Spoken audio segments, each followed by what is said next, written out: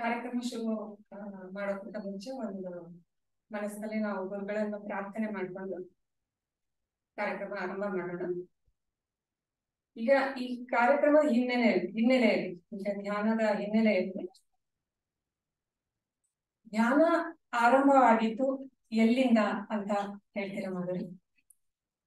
ನನಗೆ ತಿಳಿದಿರೋ ಹಾಗೆ ಬಾಬೂಜಿ ಅವರು ಪುಸ್ತಕಗಳಲ್ಲಿ ಹೇಳಿದ್ದಾರೆ, ದಶರಥ ಮಹಾರಾಜನಿಗಿಂತ ಹಿಂದೆ 72 ಪೀಳಿಗೆ ಅಥವಾ ತಲೆಮಾರುಗಳಿಗಿಂತ ಹಿಂದೆನೇನೆ ಈ ಒಂದು ಆಧ್ಯಾತ್ಮಿಕ ಕ್ರಮನ ಶೋಧಿಸಿ ಇದನ್ನೆಲ್ಲರಿಗೂ ಪರಿಚಯಿಸಿದ್ರು ಅಂತ.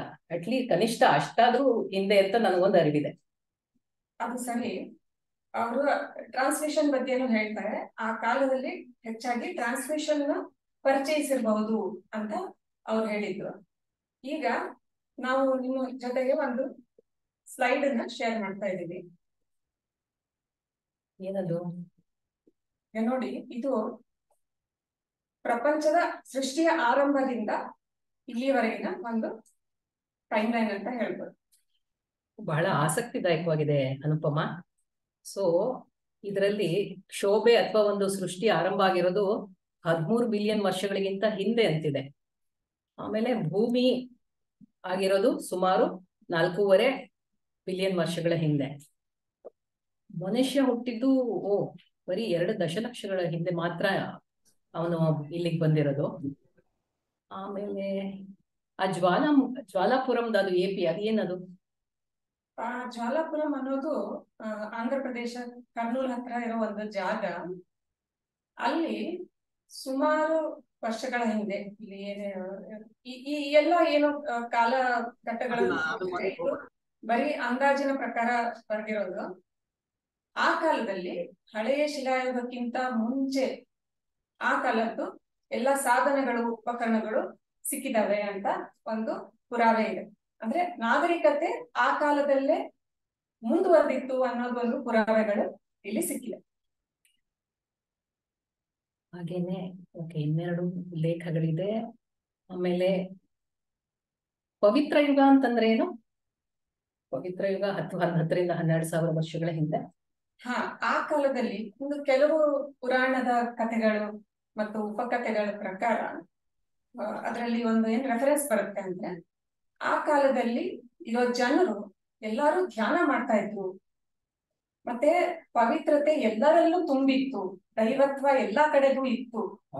ಅಂದ್ರೆ ಅವ್ರ ಪ್ರಜ್ಞೆ ಬಹಳ ಉನ್ನತ ಮಟ್ಟದಲ್ಲಿತ್ತು ಅನ್ನೋ ಒಂದು ರೆಫರೆನ್ಸ್ ಸಿಗತ್ತೆ. ಸುಮಾರಷ್ಟು ಕಥೆಗಳಲ್ಲಿ ಅದನ್ನ ನಾವು ನೋಡ್ಬೋದು. ಸೊ ಅದಾದ್ಮೇಲೆ ಋಗ್ವೇದ, ಅದಾದ್ಮೇಲೆ ಯಜುರ್ವೇದ, ನಂತರ ರಾಮಾಯಣ, ಆಮೇಲೆ ಮಹಾಭಾರತ. ಮಹಾಭಾರತದಲ್ಲಿ ಏನೋ ಒಂದು ಅವನತಿ ಅಂತ ಏನಿದೆ, ಅದೇನದು? ಅಂದ್ರೆ ನಮ್ಗೆಲ್ಲರಿಗೂ ಗೊತ್ತಿರೋ ಹಾಗೆ ಮಹಾಭಾರತ ಮುಗಿದ ನಂತರ ಕಲಿಯುಗ ಶುರುವಾಯ್ತು. ಆ ಕಾಲದಲ್ಲಿ ಏನಾಯ್ತು, ಸುಮಾರಷ್ಟು ಕಡೆ ಧ್ಯಾನ ಮಾಡೋದನ್ನ ಮರ್ತು ಬಿಟ್ರು ಜನ. ಅಂದ್ರೆ ಧ್ಯಾನದ ಪರಿಕಲ್ಪನೆಯಲ್ಲಿ ಅವನತಿ ಉಂಟಾಯ್ತು ಅಂತ ನಮ್ಗೆ ಕಲಿಯುಗ ಆ ಹೆಸರಿಂದಲೇ ಸುಮಾರಷ್ಟು ಗೊತ್ತಾಗ್ಬಿಡುತ್ತೆ. ಸೊ ಅಂದ್ರೆ ಧ್ಯಾನ ಬಹಳ ಪುರಾತನವಾದದ್ದಲ್ವಾ? ಅಂದ್ರೆ ಸುಮಾರು ಅಟ್ಲೀಸ್ಟ್ ಕನಿಷ್ಠ ಅಂದ್ರೆ 10-15 ಸಾವಿರ ವರ್ಷಗಳಿಗಿಂತ ಹಿಂದೆನೆ ಧ್ಯಾನದ ಪರಿಕಲ್ಪನೆ ಶುರುವಾಗಿದೆ. ಹೌದೌದು, ಅದಕ್ಕಿಂತ ಹಳೇದು ಕೂಡ ಇತ್ತು ಅಂತ ಇದನ್ನ ನೋಡಿದ್ರೆ ಗೊತ್ತಾಗುತ್ತೆ. ಹಾಗಿದ್ರೆ ಈಗ ಧ್ಯಾನ ಶುರುವಾಯ್ತು, ತುಂಬಾ ಹಳೇದು ಅಂತಾನು ಕೂಡ ಗೊತ್ತಾಯ್ತು. ಧ್ಯಾನದ ಉದ್ದೇಶ ಏನು? ಬಹಳ ಒಳ್ಳೆ ಪ್ರಶ್ನೆ. ಯಾಕೆಂದ್ರೆ ನಾವಿದು ಧ್ಯಾನದ ಕುರಿತಾಗಿ ಕಾರ್ಯಕ್ರಮ ಮಾಡ್ತಿರೋದು. ಆ ಉದ್ದೇಶ ತಿಳ್ಕೊಳ್ಳೋದು ಬಹಳ ಮುಖ್ಯ. ನಿಮಗೆ ನಚಿಕೇತನ್ ಕತೆ ಗೊತ್ತಿದೆ ಅಲ್ವಾ? ನಾನು ಅದರಿಂದ ಇದನ್ನ ಉದ್ದೇಶನ ಹೇಳಲಿಕ್ಕೆ ಪ್ರಯತ್ನ ಪಡ್ತೀನಿ. ನಚಿಕೇತ ಒಬ್ಬ ಸಣ್ಣ ಬಾಲಕ ಇರ್ತಾನೆ. ಬಹಳ ಸಂಕ್ಷಿಪ್ತವಾಗಿ ಹೇಳ್ತೀನಿ ಇದನ್ನ. ಒಬ್ಬ ಸಣ್ಣ ಬಾಲಕ ಅವನ ತಂದೆ ಈ ಬ್ರಹ್ಮ ಜ್ಞಾನದ ಒಂದು ಪಡೆಯೋದಕ್ಕೋಸ್ಕರ ಬಹಳ ಕಠಿಣವಾದಂತಹ ಒಂದು ತಪಸ್ಸುಗಳನ್ನ ಮಾಡಿ, ಯಾಗಯಜ್ಞಗಳನ್ನ ಮಾಡಿ ಅದಕ್ಕೋಸ್ಕರ ಅವನು ಪ್ರಯತ್ನ ಪಡ್ತಿರ್ತಾನೆ. ಅದರಲ್ಲಿ ಆ ಒಂದು ಯಾಗದ ಒಂದು ಅಂಗವಾಗಿ ದಾನ ಮಾಡೋದಿಕ್ಕೆ ಬಡಕಲ್ ಹಸುಗಳನ್ನ ಕೊಡ್ತಿರೋದನ್ನ ನೋಡ್ತಾನೆ. ಅದನ್ನ ಪ್ರಶ್ನಿಸಿದಾಗ ತನ್ನ ತಂದೆಗೆ ಅವನಿಗೆ ಸಿಟ್ಟು ಬರುತ್ತೆ. ಸಿಟ್ಟು ಬಂದು, ನಿನ್ನ ಯಮಧರ್ಮನಿಗೆ ದಾನ ಮಾಡಿದ್ದೀನಿ ಅಂತ ಹೇಳ್ಬಿಡ್ತಾನೆ. ಆ ಚಿಕ್ಕ ಬಾಲಕ ಅದನ್ನ ಬಹಳ ಸೀರಿಯಸ್ ಆಗಿ ತಗೊಂಡು ಯಮನ ಹತ್ರನೇ ಕೇಳಕ್ ಹೋಗ್ತಾನೆ. ಯಮನ ಹತ್ರ ಅವ್ನು ಕೇಳಿದ್ ಏನಪ್ಪಾ ಅಂದ್ರೆ, ಪ್ರಾಪಂಚಿಕ ವಸ್ತುಗಳನ್ನಲ್ಲ, ಬ್ರಹ್ಮಜ್ಞಾನ ನನಗ್ ಬೇಕು, ಬ್ರಹ್ಮಜ್ಞಾನನ ದಯಪಾಲಿಸು ಅಂತ ಕೇಳ್ತಾನೆ. ಯಮಧರ್ಮರಾಯ ಅವನನ್ನ ಸ್ವಲ್ಪ ಕಾಲ ಪರೀಕ್ಷಿಸಿ ಕೊನೆಗೆ ಅವನಿಗೆ ಬ್ರಹ್ಮಜ್ಞಾನನ ದಯಪಾಲಿಸ್ತಾನೆ. ನಾನು ಯಾಕೆ ಈ ಕತೆ ಹೇಳ್ತಾ ಇದ್ದೀನಿ ಅಂದ್ರೆ, ಜೀವನದ ಆಗಿನ ಕಾಲದಲ್ಲಿ ಜೀವನದ ಒಂದು ಮುಖ್ಯ ಉದ್ದೇಶ ಏನು ಅಂತ ಎಲ್ಲರಿಗೂ ಅರಿವಿತ್ತು, ಮತ್ತೆ ಅದಕ್ಕೋಸ್ಕರನೇ ಪ್ರಯತ್ನ ಪಡ್ತಿದ್ರು. ಅಂದ್ರೆ ಹೌದು. ಸೊ ಬ್ರಹ್ಮಜ್ಞಾನನೇ ಜೀವನದ ನಿಜವಾದಂತಹ ಗುರಿ ಅಥವಾ ಉದ್ದೇಶ. ಧ್ಯಾನದ ಉದ್ದೇಶನೂ ಅದೇ. ಅಂದ್ರೆ ಬ್ರಹ್ಮಜ್ಞಾನ ಅಂದ್ರೆ ಏನಪ್ಪಾ ಅಂತಂದ್ರೆ ಏನೇನೋ ಅರ್ಥ ಮಾಡ್ಕೋಬೇಕಾಗಿಲ್ಲ. ಅದು ಹಾಗಂದ್ರೆ ಮತ್ತೇನಿಲ್ಲ, ನಮ್ಮ ಆತ್ಮ ಸಾಕ್ಷಾತ್ಕಾರ ಅಂತ ಏನ್ ಕರಿತೀವಿ ಅದು, ಅಥವಾ ಒಂದು ಸ್ಥಿತಿಗೆ ತಲುಪೋದು ಅಂತ ಒಂದು ಅರ್ಥ. ಅದೇನೆ ಧ್ಯಾನದ ಮುಖ್ಯ ಉದ್ದೇಶ. ಅಂದ್ರೆ ನಾವು ಮೊದಲು ಏನು ಅಷ್ಟಾಂಗ ಯೋಗ ಅಂತ ಒಂದು ಆರಂಭ ಆಯ್ತು, ಅದರಲ್ಲೂ ಮತ್ತೆ ರಾಜಯೋಗದಲ್ಲೂ ಸಹಜ ಮಾರ್ಗದಲ್ಲೂ ಎಲ್ಲದರಲ್ಲೂ ಈ ಬ್ರಹ್ಮಜ್ಞಾನದ ಅಥವಾ ಆತ್ಮ ಸಾಕ್ಷಾತ್ಕಾರದ ಪ್ರಾಮುಖ್ಯತೆ ಅಂತೂ ಗೊತ್ತಿದ್ದೇ ಇದೆ. ಅದ್ರ ಬಗ್ಗೆ ಒಂದ್ ಸ್ವಲ್ಪ ವಿವರಣೆ ಹೇಳ್ತೀರಾ? ಖಂಡಿತ. ನಿಜವಾಗ್ಲೂ ನಮ್ಮ ಹಾರ್ಟ್ಫುಲ್ನೆಸ್ ಪದ್ಧತಿಯ ಒಂದು ಮೂಲನೂ ಸಹ ಇಲ್ಲಿಂದಾನೇ ಆರಂಭ ಆಗತ್ತೆ. ನಾವು ಅಷ್ಟಾಂಗ ಯೋಗ ಅಂತ ಏನ್ ಕರಿತೀವಿ, ಅದು ಪತಂಜಲಿ ಮಹರ್ಷಿಗಳು ಯೋಗದ ಎಲ್ಲ ವಿಧಾನಗಳನ್ನ ಕ್ರೋಢೀಕರಿಸಿ ಒಂದು ವಿಧಾನವಾಗಿ ಪ್ರಪಂಚಕ್ಕೆ ಪರಿಚಯಿಸಿದ್ರು. ಅದನ್ನ 8 ಅಂಗಗಳ ಒಂದು ಬೋಧನೆಯಾಗಿ ಅದನ್ನ ಕೊಟ್ರು. ಅದಾದ ಮೇಲೆ ಅದರದ ಒಂದು ಮುಖ್ಯ ಉದ್ದೇಶ ಏನು, ನಮ್ಮ ಚಿತ್ತವನ್ನ ಸಮಸ್ಥಿತಿನಲ್ಲಿ ಇಡೋದು, ಆ ಚಿತ್ತ ವೃತ್ತಿಗಳನ್ನ ನಿವಾರಿಸೋದು. ಅಂದ್ರೆ ಎಲ್ಲ ಕಡೆ ಹರಿದಾಡುವಂತಹ ಮನಸ್ಸನ್ನ ಒಂದು ಕಡೆ ನಿಲ್ಲಿಸಿ ಅದನ್ನ ಒಂದು ಉನ್ನತವಾದಂತಹ ಸ್ಥಿತಿಗೆ ಕರೆದೊಯ್ಯೋದು. ಅದರ ಬಹಳ ಮುಖ್ಯ ಉದ್ದೇಶ ಈ ಒಂದು ಪತಂಜಲಿಯ ಒಂದು ಅಷ್ಟಾಂಗ ಯೋಗ. ಇದನ್ನೇ ಸ್ವಾಮಿ ವಿವೇಕಾನಂದರು ರಾಜಯೋಗ ಅಂತ ಕರೆದು, ಆ ರಾಜಯೋಗದ ಒಂದು ಇದಕ್ಕೇನೇನೆ ಎಲ್ಲ ಕಡೆನಲ್ಲೂ ಸಹ ತಮ್ಮ ಇಡೀ ಜೀವನನ ಮುಡುಪಾಗಿಟ್ರು. ರಾಜಯೋಗದ ಒಂದು ಆ ಒಂದು ಸಾಧನೆಗೇನೆ, ಅದಕ್ಕೆ ಎಲ್ಲರನ್ನು ಅಣಿಗೊಳಿಸಿ ಅದಕ್ಕೋಸ್ಕರ ಎಲ್ಲರನ್ನ ಪ್ರೇರೇಪಿಸಿ ತಮ್ಮ ಇಡೀ ಜೀವನನೇ ಅದಕ್ಕೋಸ್ಕರ ಮುಡಿಕೊಟ್ರು. ಆಮೇಲೆ ನಮ್ಮ ಸಹಜ ಮಾರ್ಗ ಅಥವಾ ಒಂದು ಹಾರ್ಟ್ಫುಲ್ನೆಸ್ ಬಂದ್ರೆ, ಇದು ಈ ಅಷ್ಟಾಂಗ ಯೋಗ ಮತ್ತೆ ರಾಜಯೋಗ ಎರಡರ ಒಂದು ಸರಳೀಕೃತ ಅಥವಾ ಒಂದು ಪರಿಷ್ಕೃತ ವಿಧಾನ ಅಂತ ಹೇಳ್ಬೋದು. ಹೇಗಪ್ಪ ಅಂತಂದ್ರೆ, ಅದು ಅದರ ಎಲ್ಲ ಸಾರನು ಒಳಗೊಂಡಿದೆ, ಅದರೊಂದಿಗೆ ಕೆಲವೊಂದು ವಿಶೇಷತೆಗಳಲ್ಲೂ ಇದೆ. ಅದನ್ನೆಲ್ಲ ಸರಳೀಕರಿಸಿ ಇವತ್ತಿನ ಜನರಿಗೆ ಹೇಗೆ ಬೇಕೋ ಅದನ್ನ ಆ ರೀತಿ ಒಂದು ಸರಳವಾದ ವಿಧಾನದಲ್ಲಿ ಅದು ಕೊಡೋದಕ್ಕೆ ಅವಕಾಶ ಮಾಡಿಕೊಟ್ಟಿದೆ. ಮತ್ತೆ ಸಹಜ ಮಾರ್ಗದಲ್ಲಿ ಹಲವಾರು ವಿಶೇಷತೆಗಳಿದೆ. ಹಲವಾರು ವಿಶೇಷತೆಗಳಿದ್ರು ಕೇವಲ ಒಂದು 3 ಮಾತ್ರ ಇಲ್ಲಿ ಉಲ್ಲೇಖಿಸ್ತೀನಿ, ಬಹಳ ಮುಖ್ಯವಾಗಿರುವಂತದ್ದು. ಮೊದಲನೇದೇನಪ್ಪಾ ಅಂತಂದ್ರೆ, ಇದರಲ್ಲಿ ಬಹಳ ಮುಖ್ಯವಾಗಿ ಗುರುಮುಖೇನ ಒಂದು ಅಭ್ಯಾಸ, ಇದನ್ನ ಅಭ್ಯಾಸ ಮಾಡುವಂತ ಒಬ್ಬ ಅಭ್ಯಾಸಿ ಹೃದಯದಲ್ಲಿ ಆ ದೈವಿ ಬೀಜನ ಅಂಕುರಿಸೋದು. ಅದನ್ನ ದೀಕ್ಷೆ ಅಂತ ಏನ್ ಕರಿತಿದ್ರಲ್ವಾ, ಅದನ್ನೇ ಮಾಡ್ತಾರೆ. ಮತ್ತೆ ಪ್ರಾಣಾಹುತಿ ಒಂದು ಅತ್ಯುಚ್ಚ ಶಕ್ತಿ, ಅದು ಈ ನಿಸರ್ಗದಲ್ಲಿ ಇರುವಂತಹದ್ದು. ಆ ಅತ್ಯುಚ್ಚ ಶಕ್ತಿಯ ಉಪಯೋಗವನ್ನ ಪಡೆದು ನಮ್ಮ ಒಳಗಡೆ ಇರುವಂತಹ ತೊಡಕುಗಳನ್ನೆಲ್ಲ ನಿವಾರಿಸಿ ನಮ್ಮ ಪ್ರಜ್ಞೆಯ ಅರಿವನ್ನ ಸೂಕ್ಷ್ಮಗೊಳಿಸೋದು. ಅದು 2ನೇದು. ಆಮೇಲೆ 3ನೇದು ಏನಂತಂದ್ರೆ, ನಾವು ನಚಿಕೇತನ ಕಥೆನಲ್ಲೇ ನೋಡಿದ್ವಿ. ಹಿಂದೆ ಎಲ್ಲ ಕೆಲವರಿಗೆ ಮಾತ್ರ ಇದ್ದಂತಹ ವಿಷಯ ಆಗಿತ್ತು. ಎಲ್ಲರೂ ಅದನ್ನ ಪಡ್ಕೊಳ್ಳೋದು ಸುಲಭ ಸಾಧ್ಯ ಆಗಿರ್ಲಿಲ್ಲ, ಜಟಿಲವಾಗಿತ್ತು. ಹಲವಾರು ಕಠಿಣ ಒಂದು ಮಾರ್ಗೋಪಾಯಗಳನ್ನ ಹೇಳಿದ್ರು. ಕೆಲವರೆಲ್ಲ ಅದನ್ನ ನೋಡಿ ಇದು ನಮಗಲ್ಲ ಅಂತ ಅನ್ನಿಸೋಷ್ಟು ಸ್ಥಿತಿ ಬಂದಿತ್ತು. ಆದ್ರೆ ಸಹಜ ಮಾರ್ಗ ಇದನ್ನ ಪ್ರತಿಯೊಬ್ಬರಿಗೂ, ಯಾರಿಗೆ ಈ ಆತ್ಮ ಸಾಕ್ಷಾತ್ಕಾರದ ಇಚ್ಛೆ ಇದೆ ಎಲ್ಲರಿಗೂ ಅದನ್ನ ಎಟಕೋ ಒಂದು ಸಾಧ್ಯತೆಯನ್ನ ಕೊಟ್ಟಿದೆ. ಅದನ್ನೆಲ್ಲ ಸರಳೀಕೃತವನ್ನಾಗಿಸಿ ಸುಲಭವಾದಂತಹ ಸರಳವಾದಂತಹ ಮಾರ್ಗಗಳನ್ನ, ಸಾಧನೆಗಳನ್ನ ಕೊಟ್ಟಿದೆ. ಸೊ ಇದೇ ಇವುಗಳ ನಡುವಿನ ಸಂಬಂಧ. ಚೆನ್ನಾಗಿ ಹೇಳಿದ್ರಿ. ಅಂದ್ರೆ ಈ ಇಷ್ಟು ಸರಳವಾಗಿ ನಮ್ಮ ಗುರುಗಳು ಅದನ್ನ ಹೇಳಿದ್ದಾರೆ. ಸಹಜ ಮಾರ್ಗದಲ್ಲಿ ಒಂದು ಬ್ರಹ್ಮಜ್ಞಾನ ಅನ್ನೋ ಬಹಳ ದೊಡ್ಡ ಪರಿಕಲ್ಪನೆಯನ್ನ ಹೇಗೆ ಪಡಿಬಹುದು ಅನ್ನೋದಕ್ಕೆ ತುಂಬಾ ಸರಳ ವಿಧಾನಗಳನ್ನ ಕೊಟ್ಟಿದ್ದಾರೆ. ಅದು ನಮ್ಗೆಲ್ಲರಿಗೂ ಗೊತ್ತು. ಆದ್ರೆ ಆ ಸರಳವಾದ ವಿಧಾನಗಳನ್ನ ನಾವು ಸೂಕ್ಷ್ಮವಾಗಿ ಅಥವಾ ನಿಖರವಾಗಿ ತಿಳಿದುಕೊಂಡ್ರೆ ಅದು ಎಲ್ಲಕ್ಕಿಂತ ಉತ್ತಮ ಅಂತ ನನಗೆ ಅನ್ಸುತ್ತೆ. ಹೌದು. ಈಗ ಜ್ಞಾನದ ಉದ್ದೇಶ ತಿಳ್ಕೊಂಡಿದೀವಿ. ಈ ರೀತಿ ಜ್ಞಾನದ ಒಂದು ಅಭ್ಯಾಸವನ್ನ ಮಾಡಿದ್ರೆ ಅದರಿಂದ ಒಂದು ಗರಿಷ್ಠ ಲಾಭ ಪಡಿಬೇಕು ಅಂದ್ರೆ ಜ್ಞಾನದ ಎಲ್ಲ ಅಂಶಗಳನ್ನ ನಿಖರವಾಗಿ ಮತ್ತೆ ಆಳವಾಗಿ ತಿಳ್ಕೊಳ್ಳೋದು ಬಹಳ ಮುಖ್ಯ. ಸೊ ಅದರಿಂದ ಈ ನಾವು ನಮ್ಮ ಒಂದು ಧ್ಯಾನ ಪದ್ಧತಿನಲ್ಲಿ ಕೆಲವು ಪೂರ್ವ ಸಿದ್ಧತಾ ಕ್ರಮಗಳು ಅಂತಾನೂ ಇವೆ. ಅದ್ರ ಬಗ್ಗೆ ಚರ್ಚೆ ಮಾಡೋಣ ಈಗ. ಖಂಡಿತ.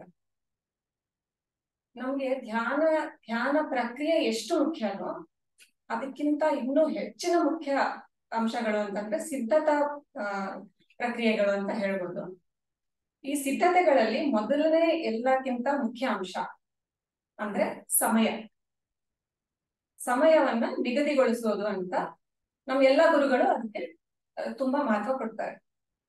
ಯಾವ ಸಮಯದಲ್ಲಿ ಮಾಡ್ಬೇಕು ಧ್ಯಾನನ, ಅದಕ್ಕೆ ಲಾಲಾಜಿ ಅವರು ಸಮಗ್ರ ಕೃತಿಗಳಲ್ಲಿ ಏನ್ ಹೇಳ್ತಾರೆ ಅಂತಂದ್ರೆ, ಬೆಳಗಿನ ಸಂಧ್ಯಾ ಸಮಯ ಅಂದ್ರೆ ಸಂಧಿ ಕಾಲ ಅಂತ ಏನ್ ಹೇಳ್ತಾರೆ, ಎರಡು ಸಮಯ ಕೂಡೋ ಕಾಲ. ಆ ಕಾಲದಲ್ಲಿ ರಜೋಗುಣ ಮುಗಿದು ತಮೋಗುಣದ ಆರಂಭ ಆಗ್ತಾ ಇರೋ ಹಾಗೆ ಅದರ ನಡುವಿನ ಕಾಲದಲ್ಲಿ ಸತ್ವಗುಣದ ಪ್ರಭಾವ ಹೆಚ್ಚಿರುತ್ತೆ. ಆ ಕಾಲ ಎಲ್ಲಕ್ಕಿಂತ ಅತ್ಯುತ್ತಮ ಅಂತ ಅವರು ಹೇಳ್ತಾರೆ. ಜೊತೆಗೆ ಬಾಬೂಜಿ ಅವರು ಸಮಗ್ರ ಕೃತಿಗಳಲ್ಲಿ ಅವರು ಏನ್ ಹೇಳ್ತಾರೆ ಅಂತಂದ್ರೆ, ನಿಯಮಗಳಲ್ಲಿ ಬರುತ್ತೆ, ಅವ್ರೇನ್ ಹೇಳೋದು ಅಂದ್ರೆ, ಉಷ್ಣತೆ ಯಾವಾಗ ಕಡಿಮೆ ಆಗ್ತಾ ಇರುತ್ತೆ ಅಂದ್ರೆ ಈ ಬೆಳಗಿನ ಸಂಧ್ಯಾ ಕಾಲದಲ್ಲಿ ಉಷ್ಣತೆ ಕಡಿಮೆ ಆಗ್ತಾ ಇರುತ್ತೆ, ತಂಪು ಆರಂಭ ಆಗ್ತಾ ಇರುತ್ತೆ. ಸೊ ಆ ತಂಪು ಅಂದ್ರೆ ನಾವು ಪರಿಪೂರ್ಣ ಹಿಂಗೆ ಸಮಾನವಾಗಿ ಅಂತ ಹೇಳಕ್ ಬರಲ್ಲ, ಆದ್ರೆ ಆ ಸೃಷ್ಟಿ ಕಾಲದಲ್ಲಿ ಯಾವ ಸ್ಥಿತಿ ಇತ್ತೋ ಅದು ಒಂದು ರೀತಿ ತಂಪಿನ ಸ್ಥಿತಿ ಇತ್ತು. ಸೊ ಆ ತಂಪಿನ ಸ್ಥಿತಿ ಇರುವಾಗ ಇದು ಅತ್ಯುತ್ತಮ ಸಮಯ, ಧ್ಯಾನ ಮಾಡೋಕೆ ಅತ್ಯುತ್ತಮ ಸಮಯ ಅಂತ ಅವ್ರು ಹೇಳ್ತಾರೆ. ಬಹಳ ಒಂದು ಆಳವಾದಂತಹ ಒಂದು ಇದಕ್ಕೆ ಅರ್ಥ ಇದೆ ಅಂತ ಗೊತ್ತಾಯ್ತು ಇದರಿಂದ. ಜೊತೆಗೆ ಆ ಕಾಲದಲ್ಲಿ ಪ್ರಕೃತಿ ಒಂದು ಸಮತೋಲನದಲ್ಲಿ, ಒಂದು ಬ್ಯಾಲೆನ್ಸ್ ನಲ್ಲಿರುತ್ತೆ. ನಾವು ಆ ಕಾಲದಲ್ಲಿ ಧ್ಯಾನಕ್ಕೆ ಕುಳಿತುಕೊಂಡಾಗ ನಮ್ಮ ಒಳಗೆ ಕೂಡ ಆ ಸಮತೋಲನ ಸ್ಥಿತಿ ಬರೋದಕ್ಕೆ ಬಹಳಷ್ಟು ಸಾಧ್ಯ. ಹೀಗೆ ಈ 3 ಪಾಯಿಂಟ್ಸ್ ನಾವು ನೋಡಿದ್ರೆ ಬೆಳಗಿನ ಸಂಧ್ಯಾಕಾಲ ಧ್ಯಾನ ಮಾಡೋದಕ್ಕೆ ಅತ್ಯುತ್ತಮ ಸಮಯ ಅಂತ ಇದು ನಮ್ಮೆಲ್ಲಾ ಗುರುಗಳ ಒಂದು ಪ್ರೆಫರೆನ್ಸ್. ಬಹಳ ಚೆನ್ನಾಗಿ ಹೇಳಿದ್ರಿ. ಅದಾದ್ಮೇಲೆ ಇವನ್ ಒಂದು ಸ್ಥಳ ನಿಗದಿಪಡಿಸ್ಕೊಳ್ಳೋದು ಬಹಳ ಮುಖ್ಯ ಅಂತ ಕೇಳಿದೀನಿ. ಹೌದು, ಎರಡನೇ ಮುಖ್ಯ ಅಂಶ ಅಂತಂದ್ರೆ ಸ್ಥಳ. ನಾವು ಹೇಗೆ ಸಮಯವನ್ನ ನಿಗದಿಗೊಳಿಸ್ತೀವೋ ಹಾಗೆ ಸ್ಥಳನೂ ನಿಗದಿಗೊಳಿಸ್ಬೇಕು ಅಂತ ಅವರು ಹೇಳ್ತಾರೆ.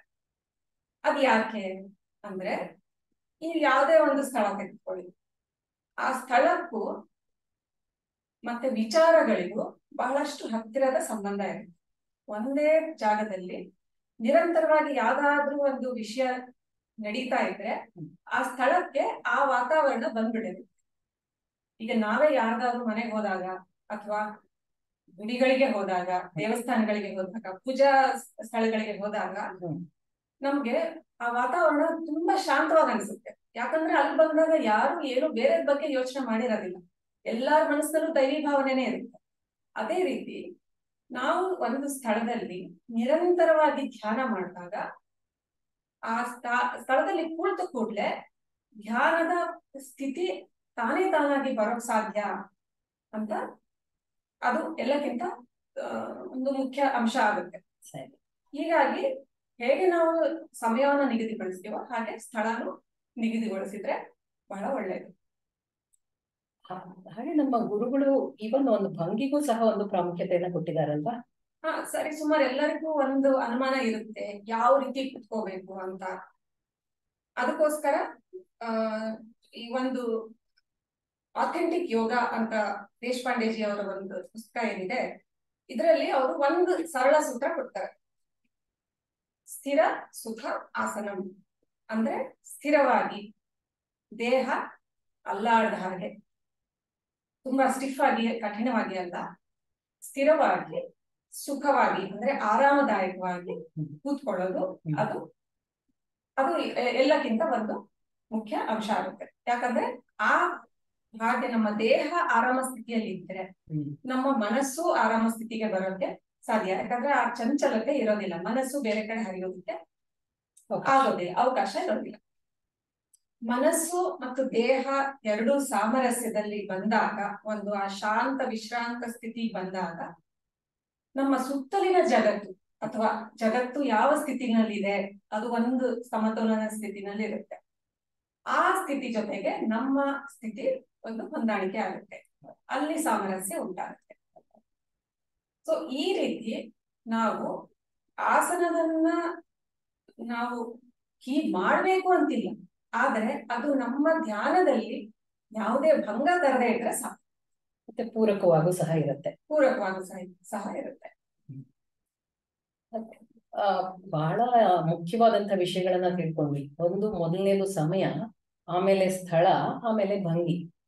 ನನಗೆ ಇದನ್ನ ಕೇಳಿದಾಗ ಏನು ಜ್ಞಾಪಕ ಬಂತು ಅಂದ್ರೆ, ನಾನು ಧ್ಯಾನ ಆರಂಭ ಮಾಡಿದಂತಹ ದಿನಗಳಲ್ಲಿ ಈ ತಿಳುವಳಿಕೆ ಅಥವಾ ಅರಿವು ನನಗಿರ್ಲಿಲ್ಲ. ಆಗ ನನ್ನ ಸಮಯನ್ನಾಗ್ಲಿ ಅಥವಾ ಸ್ಥಳವನ್ನಾಗ್ಲಿ ಭಂಗಿಯನ್ನಾಗ್ಲಿ ಒಂದು ಅದರ ಕಡೆ ಗಮನ ಕೊಡದೆ ಮಾಡಿದಾಗ ಆ ಧ್ಯಾನ ಅಷ್ಟು ಪರಿಣಾಮಕಾರಿಯಾಗಿ ಆಗ್ತಿರ್ಲಿಲ್ಲ. ಆದ್ರೆ ನಿಧಾನವಾಗಿ ಕಾಲ ಕಳೆದ ಹಾಗೆ ಇದರ ಬಗ್ಗೆ ಅರಿವು ಉಂಟಾಗಿ ಇವುಗಳನ್ನೆಲ್ಲ ನಾನು ಸರಿಪಡಿಸಕ್ ಶುರು ಆದ್ಮೇಲೆ ನನ್ನ ಧ್ಯಾನನೂ ಸಹ ಸರಿಯಾಗೋದನ್ನ ಕಂಡೆ ನಾನು. ಅಂದ್ರೆ ಧ್ಯಾನ ಪರಿಣಾಮಕಾರಿ ಆಗೋದಕ್ಕೆ ಈ ಮೂರು ಅಂಗಗಳ ಈ ಒಂದು ಅದರ ಪ್ರಭಾವ ಮತ್ತೆ ಅದರ ಮಹತ್ವ ಸರಿಯಾಗಿ ಗೊತ್ತಾಗಿದೆ. ಸೊ ಇದು ಬಹುಶಃ ನಮ್ಮೆಲ್ಲ ವೀಕ್ಷಕರು ಸಹ ಪ್ರಯತ್ನ ಮಾಡ್ಬೋದು ಅನ್ಸುತ್ತಲ್ವಾ? ಹೌದು. ಇನ್ನೊಂದು ವಿಷಯ ಅಂತಂದ್ರೆ, ನಾವು ಕುಳಿತಾಗ ನಮ್ಮ ಭಂಗಿ ಹೇಗಿರ್ಬೇಕು ಅಂತ ದಾಜಿ ಕೂಡ ಒಂದ್ ಕಡೆ ಹೇಳ್ತಾರೆ, ಹಾರ್ಟ್ಫುಲ್ನೆಸ್ ವೇನಲ್ಲಿ ಹೇಳ್ತಾರೆ. ನಾ ಹೇಳ ಹೇಳಿ. ದಾಜಿಯವ್ರು ಏನ್ ಹೇಳ್ತಾರೆ ಅಂತಂದ್ರೆ, ಈಗ ನಮ್ಗೆಲ್ಲರಿಗೂ ಗೊತ್ತು, ಧ್ಯಾನದಲ್ಲಿ ಮುಖ್ಯವಾಗಿ ನಾವು ಗುರುಗಳ ಒಂದು ಉಪಸ್ಥಿತಿಯನ್ನ ತಗೊಂಡು ಆ ಪ್ರಾಣಾಹುತಿಯನ್ನ ಸ್ವೀಕರಿಸೋದಕ್ಕೆ ಸಿದ್ಧ ಆಗ್ತೀವಿ. ಆ ಪ್ರಾಣಾಹುತಿ ನಮ್ಮಲ್ಲಿ ಹರಿದು, ಪ್ರಾಣಾಹುತಿಯ ನಮ್ಮ ಧ್ಯಾನದ ಮುಖ್ಯ ಉದ್ದೇಶನೇ ಪ್ರಾಣಾಹುತಿನ ಒಳಗಡೆ ತಗೊಳ್ಳೋದು. ಅದ್ ನಮ್ಮಲ್ಲಿ ಹರಿದಾಗ ಅದು ನಮ್ಮ ಇಡೀ ವ್ಯವಸ್ಥೆಯನ್ನ ನಮ್ಮ ಕಣಕಣಗಳಿಗೂ ವ್ಯಾಪಿಸಿ ಅದನ್ನ ಚೇತನಗೊಳಿಸ್ಕೋಬೇಕು ಅಂತಂದ್ರೆ ಅದು ನಮ್ಮಲ್ಲೇ ಹರಿಯಕ್ ಬಿಡ್ಬೇಕು. ಅಂದ್ರೆ ನಮ್ಮ ದೇಹದ ಸ್ಥಿತಿ ನೀವ್ ಹೇಳಿದ ಭಂಗಿ ಜೊತೆ ನಮ್ಮ ಕೈ ಮತ್ತೆ ಕಾಲುಗಳನ್ನು ಸಹ ಒಂದು ಮಡಚಿದ ಒಂದು ಸ್ಥಿತಿಯಲ್ಲಿ ಇಟ್ಕೊಂಡ್ರೆ, ಕಾಲುಗಳನ್ನು ಜೋಡಿಸಿ ಕೈಗಳನ್ನು ಜೋಡಿಸಿ ನಾವ್ ಇಟ್ಕೊಂಡಾಗ ಏನಾಗತ್ತೆ, ನಮ್ಮ ಒಳಗಡೆ ಹರಿಯೋ ಪ್ರಾಣಾಹುತಿ ನಮ್ಮ ಒಳಗಡೆನೆ ಸಂಚಲನ ಆಗತ್ತೆ ಮತ್ತು ಅದು ಪರಿಣಾಮಕಾರಿಯಾಗಿ ಕೆಲಸ ಮಾಡೋದಿಕ್ಕೆ, ನಮ್ಮ ಮೇಲೆ ಪರಿಣಾಮ ಬೀರೋದಕ್ಕೆ ಅನುಕೂಲ ಆಗತ್ತೆ. ಹೀಗೆ ಈಗ ನಾವು ಒಂದು ಸಮಯವನ್ನ ನಿಗದಿಗೊಳಿಸಿದ್ವಿ, ಸ್ಥಳವನ್ನ ನಿಗದಿಗೊಳಿಸಿದ್ವಿ, ಭಂಗಿ ನಮ್ಗೆ ಹೇಗ್ ಕುತ್ಕೋಬೇಕು ಅಂತ ಸರಿಸುಮಾರಾಗಿ ಗೊತ್ತಾಯ್ತು. ಹಾಗೆ ಮನೋಭಾವದ ಬಗ್ಗೆ ಹೇಗೆ? ನಾನು ನನಗೆ ಬಾಬೂಜಿಯವರ ಒಂದು ಇದನ್ನ ಒಂದು ಮಾತು ನೆನಪಿಗೆ ಬರುತ್ತೆ. ಅವ್ರು ಏನ್ ಹೇಳಿದ್ದಾರೆ ಅಂದ್ರೆ, ಧ್ಯಾನದಲ್ಲಿ ಪ್ರಯತ್ನ ಮುಖ್ಯ, ಆದ್ರೆ ಆ ಒಂದು ಅವರ ಒಂದು ಇದನ್ನ ನುಡಿಯನ್ನ ಜ್ಞಾಪಿಸ್ಕೊಂಡ್ರೆ, ಧ್ಯಾನದಲ್ಲಿ 95% ಮನೋಭಾವನೆ ಪರಿಣಾಮಕಾರಿ. ನಾವು ಯಾವ ಮನೋಭಾವದಿಂದ ಧ್ಯಾನ ಮಾಡ್ತೀವಿ ಅದು ಮುಖ್ಯ. ಇನ್ನು ಮಿಕ್ಕಿದ 5 ಭಾಗನ ಅವರು ಪ್ರಯತ್ನಕ್ಕೆ ಕೊಡ್ತಾರೆ, ಸಾಧನೆ ಅಂಗಗಳಿಗೆ ಕೊಡ್ತಾರೆ. ಹೌದು. ಸೊ ಅದರಿಂದ ಯಾವ ಮನೋಭಾವದಲ್ಲಿ ಮಾಡ್ತೀವಿ ಧ್ಯಾನ ಅನ್ನೋದು ಬಹಳ ಮುಖ್ಯ. ಇನ್ನೊಂದು ವಿಷಯ ಏನ್ ಹೇಳ್ಬೋದು ಅಂತಂದ್ರೆ, ಬಾಬೂಜಿ ಅವರು 2ನೇ ನಿಯಮದಲ್ಲಿ ಏನ್ ಹೇಳಿದ್ದಾರೆ ಅಂದ್ರೆ, ಭರತನ ಒಂದು ಉದಾಹರಣೆ ಕೊಡ್ತಾರೆ. ಅಂದ್ರೆ ರಾಮ ಅವನು ಕಾಡಿಗೆ ಹೋದಾಗ ರಾಜ್ಯಭಾರ ಭರತನ ಮೇಲೆ ಬಿತ್ತು. ರಾಜ್ಯಭಾರ ಮಾಡೋ ಜವಾಬ್ದಾರಿ. ಆಗ ಅವನು ಏನ್ ಮಾಡ್ತಾನೆ ಅಂದ್ರೆ, ರಾಮನ ಪಾದುಕೆಗಳನ್ನ ತಲೆ ಮೇಲೆ ಹೊತ್ಕೊಂಡು ಹೋಗಿ ಅದನ್ನ ಇಟ್ಟು ರಾಜ್ಯಭಾರ ಮಾಡ್ತಾನೆ ಅಂತ ನಮ್ಗೆಲ್ಲರಿಗೂ ಗೊತ್ತು. ಇದು ಒಂದು ಸಾಂಕೇತಿಕವಾಗಿ ಅಂತ ಹೇಳ್ಬೋದು. ಅಂದ್ರೆ ಬಾಹ್ಯ ಅಭಿವ್ಯಕ್ತಿ ಪಾದುಕೆಗಳಾದ್ರೂ ಕೂಡ ಭರತನಲ್ಲಿ ಯಾವ ಆ ಮನೋಭಾವ ಇತ್ತು, ಯಾವ ಗುಣ ಇತ್ತು ಅಂತಂದ್ರೆ, ಒಂದು ಸಮ್ಮಾನ, ಇನ್ನೊಂದು ಭಕ್ತಿ, ಸ್ವಾಮಿ ನಿಷ್ಠೆ ಅಥವಾ ಭಕ್ತಿ, ಮತ್ತು ಆರಾಧ್ಯ ಭಾವ. ಸೊ ಈ 3 ಗುಣಗಳಿಂದ, ಈ 3 ಭಾವನೆಗಳಿಂದ ಆತ ರಾಜ್ಯಭಾರ ಮಾಡ್ತಾನೆ. ಅದು ಎಲ್ಲಕ್ಕಿಂತ ಶ್ರೇಷ್ಠ ಅಂತ ಬಾಬೂಜಿ ಅವ್ರು ಹೇಳ್ತಾರೆ. ಅಂದ್ರೆ ಯಾಕೆ ಉದಾಹರಣೆ ಕೊಡ್ತಾರೆ ಅಂತಂದ್ರೆ, ನಾವು ಧ್ಯಾನ ಕೂತ್ಕೊಳ್ವಾಗ ಇದು ಏನು ಅಂತಂದ್ರೆ, ನಮ್ಮ ಗುರುಗಳನ್ನ ಅಥವಾ ಭಗವಂತನ ಜೊತೆಗಿನ ನಮ್ಮ ಅಪಾಯಿಂಟ್ಮೆಂಟ್ ಇದೆ. ಅದಕ್ಕಿಂತ ಮುಂಚೆ ನಮ್ಮಲ್ಲಿ ಯಾವ ಭಾವ ಇರ್ಬೇಕು, ಎಷ್ಟು ಭಕ್ತಿ ಭಾವ ಇರ್ಬೇಕು, ಅದು ಬಹಳ ಮುಖ್ಯ ಆಗುತ್ತೆ. ಹೀಗೆ ಆ ಭಕ್ತಿ ಭಾವ ಜೊತೆಗೆ ಒಂದು ಪ್ರಾರ್ಥನಾ ಭಾವ ಕೂಡ ಇರೋದು ಮುಖ್ಯ ಆಗುತ್ತೆ. ಯಾಕಂದ್ರೆ ನಾವು ಪ್ರಾರ್ಥನೆ ಕೂಡ ಸಲ್ಲಿಸ್ತೀವಿ.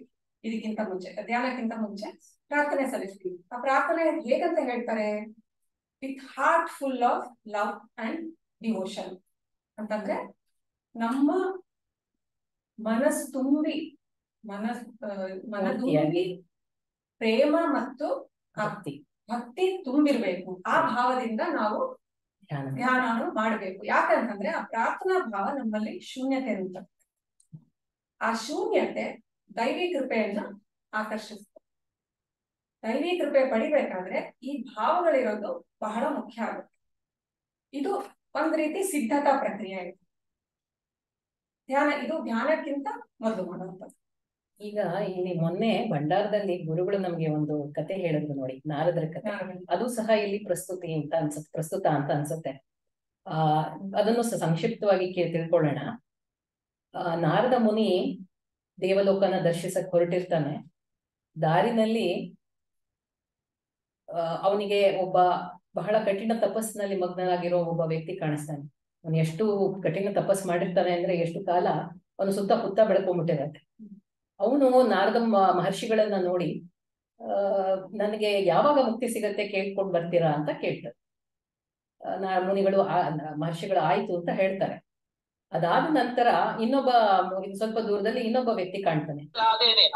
ತನ್ನದೇ ಒಂದು ಲೋಕದಲ್ಲಿ ಅವನು ಮಗ್ನನಾಗಿರ್ತಾನೆ, ಆನಂದದಿಂದ ನೃತ್ಯ ಮಾಡ್ತಿರ್ತಾನೆ ಒಂದು ಮರದ ಕೆಳಗಡೆ. ಅವನನ್ನ ಏನಪ್ಪಾ ನಿನಗೇನಾದ್ರೂ ಇದೆಯಾ ಕೇಳ್ಕೊಳಕ್ಕೆ ಅಂತಂದ್ರೆ ಅವ್ನಿಗೆ ಒಂದ್ ಕಡೆ ಗಮನನೂ ಇರಲ್ಲ. ಒಂದೇ ಲೋಕದಲ್ಲಿ ಇರ್ತಾನ ಅವನು. ಆದ್ರೆ ಮಹರ್ಷಿಗಳು ಇವನ್ ಬಗ್ಗೆನೂ ನಾನು ಕೇಳ್ಕೊಂಡ್ ಬರ್ತೀನಿ ಅಂತ ತಿಳಿಸ್ಬಿಟ್ಟು ದೇವಲೋಕಕ್ಕೆ ಹೋಗ್ತಾರೆ. ಅಲ್ಲಿಂದ ಪುನಃ ವಾಪಸ್ ಬರ್ತಾ ಈ ಮೊದಲನೇ ವ್ಯಕ್ತಿ ಹತ್ರ ಬರ್ತಾರೆ. ಮೊದಲನೇ ವ್ಯಕ್ತಿ ಕೇಳಿದ್ರ ನನ್ನ ಕೋರಿಕೆನ ಅಂತ ಕೇಳಿದಾಗ, ಹೌದಪ್ಪ ಕೇಳ್ದೆ, ಎಷ್ಟು ಜನ್ಮಗಳು ಬೇಕು, ಇನ್ನು ಎಷ್ಟು ಕಾಲ ಬೇಕು ನನಗೆ ಮುಕ್ತಿ ಸಿಗೋದಿಕ್ಕೆ ಅಂದ್ರೆ ಇನ್ನು ಕೆಲವು ಜನ್ಮಗಳು ಬೇಕಾಗತ್ತೆ ಅಂತ ಹೇಳ್ತಾರೆ. ಬಹಳ ನಿರಾಶೆ ಆಗತ್ತೆ ಅವ್ರಿಗೆ. ನಾನು ಎಷ್ಟು ಕಠಿಣ ತಪಸ್ ಮಾಡ್ತಿದ್ದೀನಿ, ಎಷ್ಟೆಲ್ಲ ನಾನು ಕಾರ್ಯ ಮಾಡ್ತಿದ್ದೀನಿ, ಆದ್ರೂನು ಇನ್ನೂ ನನಗೆ ಕಾಯ್ಬೇಕಾ, ಇನ್ನೂ ನನಗ್ ಸಿಕ್ಲಿಲ್ವಾ ಅರೇ ಅಂತ ಅಂದ್ಬಿಟ್ಟು ಅವ್ನು ಬಹಳ ನಿರಾಶೆಗೊಳಗಾಗ್ತಾನೆ. ಅದಾದ ನಂತರ ಇನ್ನೊಬ್ಬನ ಹತ್ರ ಹೋಗ್ತಾರೆ, ಮುಂಚೆ ಕೇಳಿದ್ದು. ಅವನು ಮತ್ತೆ ಅದೇ ಸ್ಥಿತಿನಲ್ಲಿದ್ದಾನ. ಅವನಿಗೆ ಇವರೇ ಹೇಳ್ಬೇಕಾಗತ್ತೆ, ನಿನಗೆ ಈ ಮರದ ಕೆಳಗೆ ನೀನು ನೃತ್ಯ ಮಾಡ್ತಿದ್ಯಲ್ಲ, ಆ ಮರದಲ್ಲಿ ಇರೋ ಅಷ್ಟು ಎಲೆಗಳಷ್ಟು ಜನ್ಮ, ಅಷ್ಟು ಎಲೆಗಳಷ್ಟು ಜನ್ಮ ನೀನು ಆದ್ಮೇಲೆ ಸಿಗತ್ತೆ ಅಂತ. ಆದ್ರೆ ಇವನಿಗೇನ್ ಚಿಂತೆ ಇಲ್ಲ, ಅವನಿಗೆ ಬಹಳ ಸಂತೋಷ ಆಗತ್ತೆ. ಅದಾದ್ಮೇಲೆ ನನಗೆ ಸಿಗತ್ತಲ್ಲ ಕೊನೆಗೆ ಅಂತ ಅವನಿಗೆ ಸಂತೋಷ ಆಗತ್ತೆ. ಅದನ್ನ ಕೇಳಿ ಇವನ ಉತ್ತರನ ಕೇಳಿ ದೇವರಿಗೆ ಬಹಳ ಸಂತೋಷ ಆಗಿ ಅವನಿಗೆ ತಕ್ಷಣನೇ ಮುಕ್ತಿ ಸಿಗತ್ತೆ. ಅಂದ್ರೆ ಇದರಿಂದ ಏನು ಅನ್ಕೋಬಹುದು, ಏನ್ ಅರ್ಥ ಆಗತ್ತೆ, ನಾವು ಯಾವ ಭಾವನೆ, ನಾವು ಮನೋಭಾವ ಹೇಗಿತ್ತು, ನಾವು ನೀವ್ ಹೇಳಿದ್ರಲ್ಲ ಈಗಾಗ್ಲೇನೆ, ಆ ಒಂದು ಅಕ್ಸೆಪ್ಟೆನ್ಸ್ ಅಂತ ಏನ್ ಹೇಳ್ತೀವಿ, ಆ ಅಕ್ಸೆಪ್ಟೆನ್ಸ್ ಅನ್ನೋದು ಇತ್ತು ಅಂತಂದ್ರೆ ಅವಾಗ ಅದರ ಪರಿಣಾಮ, ಧ್ಯಾನದ ಪರಿಣಾಮನೇ ಬೇರೆ ಆಗತ್ತೆ. ಸೊ ಐ ಥಿಂಕ್ ಎರಡು ವಿಷಯಗಳು ಬಹಳ ಮುಖ್ಯ. ಒಂದು ಈ ಒಂದು ಮನೋಭಾವ, ಸರಿಯಾದ ಒಂದು ಮನೋಭಾವ, ಮತ್ತೆ ನಾವು ಯಾವುದೇ ಒಂದು ಹೀಗೆ ಆಗ್ಬೇಕು ಹಾಗೆ ಆಗ್ಬೇಕು ಅಂತ ಎಕ್ಸ್ಪೆಕ್ಟ್ ಮಾಡದೇ ಇರುವಂತಹ ಒಂದು ಗುಣ. ಆ ಎಕ್ಸ್ಪೆಕ್ಟೇಷನ್ ಇಲ್ಲದೆ ಇದ್ದಾಗ ಏನಾಗ್ಬೇಕು ಅದೇ ಆಗತ್ತೆ, ಏನ್ ಸಿಗುತ್ತೋ ಅದೆಲ್ಲ ಸರಿ ಅಂತ, ಅದು ಪರಮಾತ್ಮನ ಕೃಪೆ ಅನ್ನೋ ಒಂದು ಮನೋಭಾವ ನಮ್ಮಲ್ಲಿ ಬೆಳೆಯುತ್ತೆ. ಅದು ಬಹಳ ಮುಖ್ಯ. ಅಂದ್ರೆ ಈಗ ಧ್ಯಾನದ ಎಲ್ಲಾ ಸಿದ್ಧತಾ ಕರ್ಮಗಳು ನಮ್ಗೆ ಗೊತ್ತಾಯ್ತು. ಹೇಗ್ ಕುತ್ಕೋಬೇಕು, ಯಾವ ಸಮಯದಲ್ಲಿ ಕುತ್ಕೋಬೇಕು, ಯಾವ ಸ್ಥಳದಲ್ಲಿ ಕುತ್ಕೋಬೇಕು, ಆಮೇಲೆ ಯಾವ ಮನೋಭಾವದ ಜೊತೆಗೆ ಕುತ್ಕೋಬೇಕು. ಈಗ ನಿಜವಾದ ಧ್ಯಾನ ಕ್ರಿಯೆ ಹೇಗೆ ಅಂತೇಳಿ ಲಘುವಾಗಿ ನಾವು ಹೇಳೋಣ. ನಾವೇನ್ ಧ್ಯಾನ ಇಲ್ಲಿ ಮಾಡೋದು ಅಗತ್ಯ ಇಲ್ಲ, ಅದರದ್ದು ಒಂದು ಸ್ಟೆಪ್ಸ್ ನಾವು ಒಂದ್ಸಲ ನೋಡ್ಕೋಬಹುದು. ಹೌದು, ಬಹಳ ಮುಖ್ಯ ಅನ್ಸುತ್ತೆ. ಯಾಕಂದ್ರೆ ಸುಮಾರು ಜನ ಹೊಸಬರು ಇದ್ದಾರೆ, ಅವರಿಗೂ ತಿಳಿಯುತ್ತೆ. ಅಂದ್ರೆ ಧ್ಯಾನಕ್ಕಿಂತ ಮುಂಚೆ ವಿಶ್ರಾಂತಿ ವಿಧಾನ ಸಾಮಾನ್ಯವಾಗಿ ಮಾಡಿಸ್ತೀವಿ ನಾವು. ಅದು ಯಾಕೆ ಮಾಡಿಸೋದು ಅಂತಂದ್ರೆ, ನಮ್ಮ ಗಮನ ಏನ್ ಹೊರಗಡೆ ಇರುತ್ತೆ ಅದನ್ನ ದೇಹದ ಮೇಲೆ ತಂದು, ದೇಹದಿಂದ ಮನಸ್ಸಿನ ಕಡೆ ತಂದು, ಮನಸ್ಸನ್ನ ಹೃದಯದಲ್ಲಿ ನಿಲ್ಸೋದು. ಅಂದ್ರೆ ಎಲ್ಲೆಲ್ಲೋ ಅಲ್ಲಾಡ್ತಿರೋ ಮನಸ್ಸನ್ನ ಒಂದ್ ಕಡೆ ನಿಲ್ಸೋದಕ್ಕೆ ಇದು ಒಂದು ಮಾರ್ಗ ಅಷ್ಟೇ. ಇದು ಧ್ಯಾನದ ಆರಂಭದಲ್ಲಿ ಅಥವಾ ಆರಂಭಿಕರಿಗೆ ಹೆಚ್ಚು ಸೂಕ್ತ, ಹೆಚ್ಚು ಪ್ರಶಸ್ತ ಅಂತ ಅನ್ಸ್ಬೋದು. ಆಮೇಲೆ ನಮ್ಗೆ ರೂಢಿ ಬಿದ್ದಾಗೆ ವಿಶ್ರಾಂತಿ ವಿಧಾನ ಪ್ರತಿ ಸಲ ಅಗತ್ಯ ಇರೋದಿಲ್ಲ, ನಾವು ನೇರವಾಗಿ ಧ್ಯಾನ ಮಾಡ್ಕೋಬಹುದು. ಹಾಗಾದ್ರೆ ಧ್ಯಾನದ ಪ್ರಕ್ರಿಯೆನಲ್ಲಿ ಏನ್ ಮಾಡ್ತೀವಿ ನಾವು? ನಿಜವಾಗಿ ಧ್ಯಾನ ಈಗ ಶುರು ಮಾಡ್ಬೇಕು ಅಂತಂದ್ರೆ ಮೊದಲಿಗೆ ಕಣ್ಣು ಮುಚ್ಕೊಂಡು ನಾವು ಆರಾಮದಾಯಕ ಸ್ಥಿತಿಯಲ್ಲಿ ಬರ್ತೇವೆ.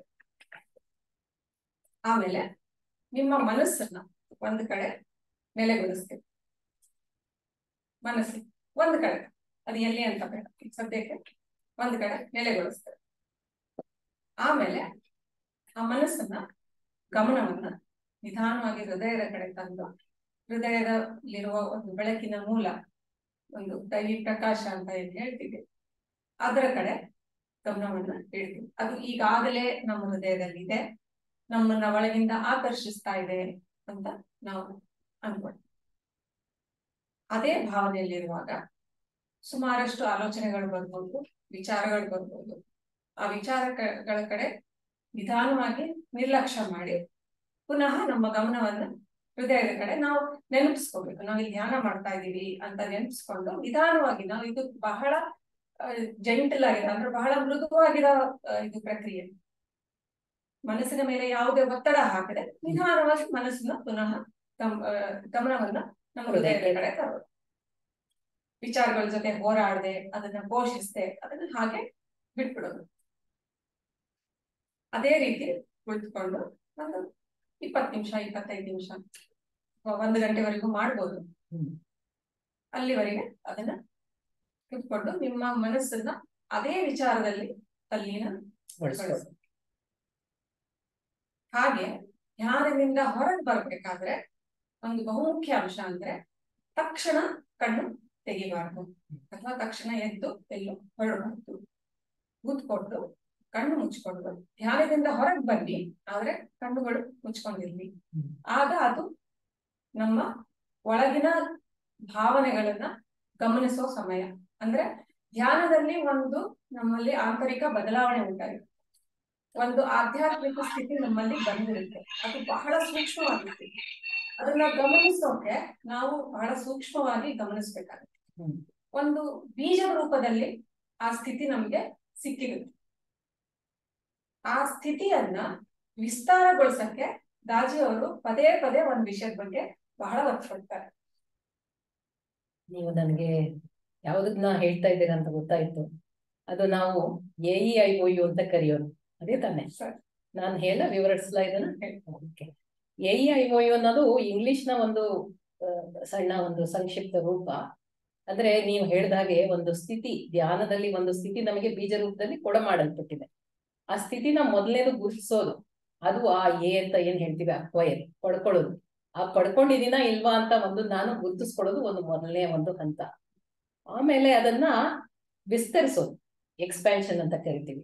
ಅಂದ್ರೆ ಆ ಸ್ಥಿತಿನ, ಅದು ಬೀಜ ರೂಪದಲ್ಲೇ ಇದ್ರೆ ಏನ್ ಪ್ರಯೋಜನ, ಅದನ್ನ ವಿಸ್ತರಿಸಿ ಅದನ್ನ ನಾನು ಜೀರ್ಣಿಸ್ಕೊಳ್ಬೇಕು, ಅದನ್ನ ಎಕ್ಸ್ಪ್ಯಾಂಡ್ ಮಾಡ್ಬೇಕು, ನಾನು ಅದನ್ನ ಅಂತ ಕರಿತೀವಿ. ಆಮೇಲೆ ಅದನ್ನ ಇಂಟಿಗ್ರೇಟ್, ನನ್ನೊಳಗಡೆ ಒಂದಾಗಿಸ್ಕೋಬೇಕು ನಾನು ಆ ಅನ್ನು. ಆ ಒಂದಾಗಿಸಿದ ಜೊತೆ ಅದು ಸಂಪೂರ್ಣವಾಗಿ ನನ್ನ ಒಳಗಡೆ ಹೋಗಿ ಅದಕ್ಕೆ ನನಗೆ ಅದರದ್ದು ಪರಿವೇನು ಇಲ್ಲದೇನೆ ಅದು ನನ್ನ ಸ್ವಭಾವದ ಒಂದು ಸಹಜ ರೂಪದಲ್ಲಿ ಪ್ರಕಟ ಆಗುದು. ಈ 5 ಅಂಶಗಳನ್ನ ಮಾಡಿದಾಗ ಗುರುಗಳು ನಮಗೆ ಏನು ದಯಪಾಲಿಸಿದ್ದಾರೆ ಅದು ನಮ್ದಾಗುತ್ತೆ. ಇದಕ್ಕೆ ಇನ್ನೊಂದು ರೀತಿನಲ್ಲೂ ಸಹ ಒಂದು ಇದನ್ನ ವಿವರಿಸೋದಕ್ಕೆ ಪ್ರಯತ್ನ ಪಡ್ಬಹುದು. ಈಗ ನಾವು ಬಾಬೂಜಿ ಅವರು ಹೇಳಿದ್ದಾರೆ 4 ಒಂದು ವಿಧಾನ, ಸಾಲೋಕ್ಯತ ನಮ್ಮ ಒಂದು ಇದರಲ್ಲೇನೆ, ಪ್ರಗತಿಯ ಇದರಲ್ಲೇನೆ 4 ಹಂತಗಳು ಅಂತಂದ್ರೆ, ಒಂದು ಸಾಲೋಕ್ಯತ, ಮತ್ತೆ ಸಾಮೀಪ್ಯತ, ಸಾರೂಪ್ಯತ, ಸಾಯುಜ್ಯತ ಅಂತ. ಇದರ ಮುಖಾಂತರ ಇದನ್ನು ವಿವರಿಸಕ್ಕೆ ಪ್ರಯತ್ನ ಪಡ್ತೀನಿ. ಸಾಲೋಕ್ಯ ಅಂದ್ರೆ ಯಾವ ಒಂದು ದೈವಿ ಸ್ಥಿತಿ ಇದೆ, ಅದು ಉನ್ನತವಾದ ಒಂದು ದೈವಿ ಸ್ಥಿತಿ ನಮಗೆ ಲಭ್ಯ ಆಗತ್ತೆ, ಆ ಸ್ಥಿತಿನ ಪ್ರವೇಶಿಸೋದು. ಈಗ ನಾನು ಅದನ್ನ ಒಂದು ಸಣ್ಣ ಉದಾಹರಣೆ ಮೂಲಕ ಹೇಳ್ತೇನೆ. ಈಗ ನಮ್ಗೆಲ್ಲ ಕಾನ್ಹಾ ಆಶ್ರಮ ಗೊತ್ತಿದೆ, ನಮ್ಮ ಹೈದರಾಬಾದಿನ ಆಶ್ರಮ. ಅದೊಂದು ವಿಶೇಷವಾದಂತಹ ಜಾಗ ಅಂತ ನಾವೆಲ್ಲರೂ ಅನ್ಕೊಂಡಿದೀವಲ್ವಾ. ಯಾಕೆಂದ್ರೆ ಅಲ್ಲಿ ಹೋದಾಗ ಒಂದು ಬೇರೆನೆ ಒಂದು ದಿವ್ಯ ಲೋಕಕ್ಕೆ ಪ್ರವೇಶ ಆಗಿರೋ ಒಂದು ಅನುಭವ ಆಗತ್ತೆ. ಅದರಿಂದ ಒಂದು ಕಾನ್ಹಾಗೆ ಹೋದಾಗ ಆ ಒಂದು ಹೋಗೋದಿದೆಯಲ್ಲ ಪ್ರಕ್ರಿಯೆ, ಅದನ್ನ ಸಾಲೋಕ್ಯತ. ನಾವಲ್ಲಿ ಪ್ರವೇಶಿಸಿದಾಗ ಆ ಲೋಕದಲ್ಲಿ ಆ ಹೊಸ ಲೋಕದಲ್ಲಿ ಪ್ರವೇಶ ಮಾಡಿದೀವಿ ಅಂತ. ಈಗ ಅಲ್ಲಿ ಹೋದ್ರೆ ಸಾಕೆ, ಅಲ್ಲಿ ಏನೋ ಮಾಡಿದ್ರೆ ಸಾಕೆ, ಇಲ್ಲ, ಆ ಲೋಕದಲ್ಲಿ ಹೋಗಿ ಆ ಸ್ಥಿತಿ ಜೊತೆ ಒಂದಾಗ್ಬೇಕು.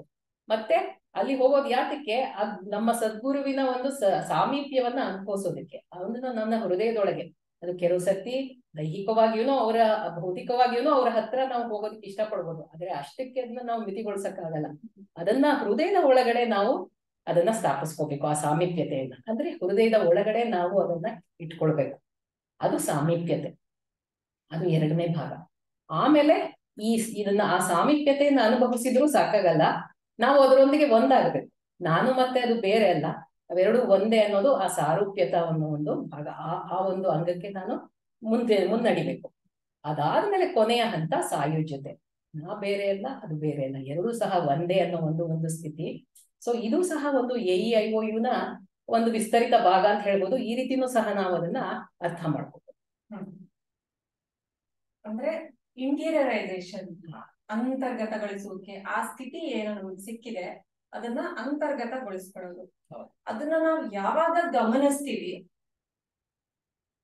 ಧ್ಯಾನದ ನಂತರ ಅದನ್ನ ದಿನಚರಿಯಲ್ಲಿ ಬರ್ದಿಡೋದು ಅಷ್ಟೇ ಮುಖ್ಯ ಆಗುತ್ತೆ. ಯಾಕಂದ್ರೆ ಅದನ್ನ ನಾವು ಗಮನಿಸಿರ್ತೀವಲ್ಲ, ಅದು ಎಷ್ಟೊತ್ತು ನಮ್ಮ ನೆನಪಿನಲ್ಲಿ ಉಳಿಬಹುದು, ಸ್ವಲ್ಪ ಕಾಲ ಉಳಿಬಹುದು ಅಷ್ಟೇ. ಅದನ್ನ ನಾವು ದಿನಚರಿನಲ್ಲಿ ಒಂದ್ಸಲ ಬರೆದು ಬಿಟ್ರೆ, ನಾವು ಆ ಸ್ಥಿತಿಯನ್ನ ಗಮನಿಸಿ, ಒಂದು ನಮ್ಮ ಗಮನಿಸುವ ಸ್ವಭಾವ ಹೆಚ್ಚಾಗುತ್ತೆ. ನಾವು ಪದೇ ಪದೇ ನಮ್ಮ ನಮ್ಮ ಆಂತರ್ಯದಲ್ಲಿ ಯಾವ ಸ್ಥಿತಿ ಇದೆ ಅಂತ ನಮ್ಮ ಗಮನಿಸುವ ಆ ಸಾಮರ್ಥ್ಯ ಕೂಡ ಹೆಚ್ಚಾಗ್ತದೆ. ಜೊತೆಗೆ ಒಂದ್ಸಲ ಬರ್ದಿಟ್ಮೇಲೆ ದಾಜಿ ಅವ್ರು ಏನ್ ಹೇಳ್ತಾರೆ, ಈ ಸ್ಥಿತಿಯನ್ನ ನೀವು ಪುನಃ ನೆನಪಿಸ್ಕೊಳ್ಳಿ, ರೀಕಾಲ್ ಮಾಡಿ ಅಂತ ಏನ್ ಹೇಳ್ತಾರೆ, ಅದು ಕೂಡ ಸುಲಭ ಆಗುತ್ತೆ. ಈ ದಿನಚರಿ ಬರೆಯೋದ್ರಿಂದ ನಾವು ಸ್ವಲ್ಪ ಕಾಲ ಆದ್ಮೇಲೆ ನಮ್ಮಲ್ಲಿ ಉಂಟಾಗಿರೋ ಬದಲಾವಣೆಗಳಾಗ್ಲಿ, ನಮ್ಮ ಪ್ರಗತಿ ಅಂತ ಆಗ್ಲಿಕ್ಕಿಲ್ಲ ನಾವು, ಬಟ್ ನಮ್ಮ ಬದಲಾವಣೆಗಳು ಏನಾಗಿದೆ ಅದನ್ನ ನಾವು ಗಮನಿಸೋಕ್ ಕೂಡ ಬಹಳ ಇದು ಉಪಯೋಗ ಆಗತ್ತೆ ಅಂತ ಅನ್ಸುತ್ತೆ ನನಗೆ. ನೀವು ಪ್ರಗತಿ ಅಂತ ಹೇಳಿದ್ದು ನಿಜಾನೇ, ಪ್ರಗತಿ ಅಲ್ಲ ಅಂತ ಹೇಳಕ್ಕಾಗಲ್ಲ, ಪ್ರಗತಿನೇ ಅಲ್ವಾ, ನಮ್ಮ ಬದಲಾವಣೆನೇ ನಮ್ಮ ಪ್ರಗತಿ, ಅದು ನಿಜಾನೇ. ಸೊ ಏನಪ್ಪಾ ಅಂತಂದ್ರೆ ಇನ್ನೊಂದು, ಈಗ ನಾವು ದಿನಚರಿ ವಿಷಯ ನೀವು ಹೇಳಿದ್ರಿ, ದಿನಚರಿ ಬರೆಯೋದಕ್ಕೆ ನಾವು ಹೇಳೋಣ ನಮ್ಮ ಒಂದು ವೀಕ್ಷಕರಿಗೆ. ಈಗ ಅದಕ್ಕೂ ಮುಂಚೆ ಒಂದು ವಿಷಯ ಇತ್ತು. ಆ ವಿಷಯ ಏನಪ್ಪಾ ಅಂತಂದ್ರೆ, ಈ ಧ್ಯಾನವನ್ನ ಈ ರೀತಿ ನಾವು ಸತತವಾಗಿ ಮಾಡೋದ್ರಿಂದ, ಧ್ಯಾನ ಮಾಡೋ ಉದ್ದೇಶ ಏನು, ಆ ಧ್ಯಾನದ ಒಂದು ಸ್ಥಿತಿಯನ್ನ ನಾವು ನಮ್ಮದನ್ನಾಗಿಸ್ಕೊಳ್ಳೋದು. ಈ ರೀತಿ ನಾವು ಮೇಲೆ ಹೇಳಿದ ಅಂಶಗಳನ್ನೆಲ್ಲ ಗಮನದಲ್ಲಿ ಇಟ್ಕೊಂಡು ಧ್ಯಾನ ಮಾಡ್ತಾ ಹೋದ್ರೆ, ಆ ಧ್ಯಾನ ಅನ್ನೋದು ಕೇವಲ ಅರ್ಧ ಗಂಟೆ ಅಥವಾ 1 ಗಂಟೆಗಳಿಗೆ ಸೀಮಿತ ಆಗೋದಿಲ್ಲ. ಅದು ಸತತವಾಗಿ ನಮ್ಮ ಭಾಗ ಆಗತ್ತೆ. ನಾವು ಅದನ್ನ ಧ್ಯಾನ ಅನ್ನೋದ್ರಿಂದ ಧ್ಯಾನಸ್ಥ ಸ್ಥಿತಿಗೆ ನಾವು ಒಂದು ಪರಿವರ್ತನೆ ಆಗೋದು ಅನುಕೂಲ ಆಗತ್ತೆ. ಅಂದ್ರೆ ಧ್ಯಾನ ಸಮಯದಲ್ಲಿ ಏನು ಸ್ಥಿತಿ ಇದೆ ಅದು ಒಂದು ದಿನ ಪೂರ್ತಿ ಇರೋ ಹಾಗೆ, ಕೊನೆಗೆ ಅದು ಯಾವ ಹಂತಕ್ಕೆ ಬರ್ಬೇಕು ಅಂತಂದ್ರೆ ನಮ್ಮ ಜೀವನದಲ್ಲಿ ಪ್ರತಿದಿನವೂ ಪ್ರತಿ ಕ್ಷಣವೂ ಧ್ಯಾನಸ್ಥ ಸ್ಥಿತಿಯಾಗಿ ಬದಲಾಯಿಸೋ ಹಾಗೆ ಇರ್ಬೇಕು ಅಂತ, ಅದು ಎಲ್ಲ ನಮ್ಮ ಗುರುಗಳ ಇಚ್ಛೆ. ಬಾಬಾಜಿ ಅವ್ರು ಹೇಳಿದ್ದಾರೆ, ಒಂದು ಕಣ್ಣು ಕೆಳಗಡೆ ಇರ್ಬೇಕಂತೆ, ಇನ್ನೊಂದು ಕಣ್ಣು ಹೊರಗಡೆ ಇರ್ಬೇಕಂತೆ. ಅಂದ್ರೆ ಒಳಗಡೆ ಆಂತರಿಕ ಒಳನೋಟ ಮತ್ತೆ ಹಾಗೆ ಬಾಹ್ಯ ಹೊರನೋಟ ಎರಡೂ ಸಹ ಸಮತೋಲನಗೊಳಿಸ್ಕೊಳ್ಬೇಕು. ಹೌದು, ನಮ್ಮ ಭೌತಿಕ ಮತ್ತೆ ಆಧ್ಯಾತ್ಮಿಕ ಎರಡೂ ಸಹ ಜೊತೆಯಾಗಿ ಹೋಗ್ಬೇಕು ಅಂತಾನೆ ನಮ್ಮ ಗುರುಗಳು ಹೇಳೋದಲ್ವಾ. ಸೊ ಹಾಗಾದ್ರೆ ಅನುಪಮ, ಈಗ ನಾವು ಇಷ್ಟೊತ್ತು ಬಹಳ ವಿಚಾರಗಳನ್ನ ಚರ್ಚೆ ಮಾಡಿದ್ದೇವೆ. ಈಗ ನಮ್ಮ ವೀಕ್ಷಕರಿಗೆ ಈಗ ಏನು ಇದುವರೆಗೂ ಕೇಳಿದ್ರು ಅದನ್ನ 1-2 ನಿಮಿಷ ಮನನ ಮಾಡಿ ತಮಗೆ ಏನು ಮುಖ್ಯ ಅನಿಸ್ತು ಅದರ ಬಗ್ಗೆ ಒಂದು ಸ್ವಲ್ಪ ತಮ್ಮ ದಿನಚರಿನಲ್ಲಿ ದಾಖಲು ಮಾಡೋದಿಕ್ಕೆ ಒಂದು ಅವಕಾಶ ಕೊಡೋಣ. ಇದುವರೆಗೆ ನಾವು ಮಾಡಿದ ಅಂಶಗಳು ಅದನ್ನ ಬಗ್ಗೆ ಅವಲೋಕನ ಮಾಡಿ ನಿಮ್ಮ ದಿನಚರಿಯಲ್ಲಿ ನೀವು ಬರ್ದಿಟ್ಕೊಳ್ಳಿ. 1-2 ನಿಮಿಷ ಕಾಲ ತಗೊಳ್ಳಿ.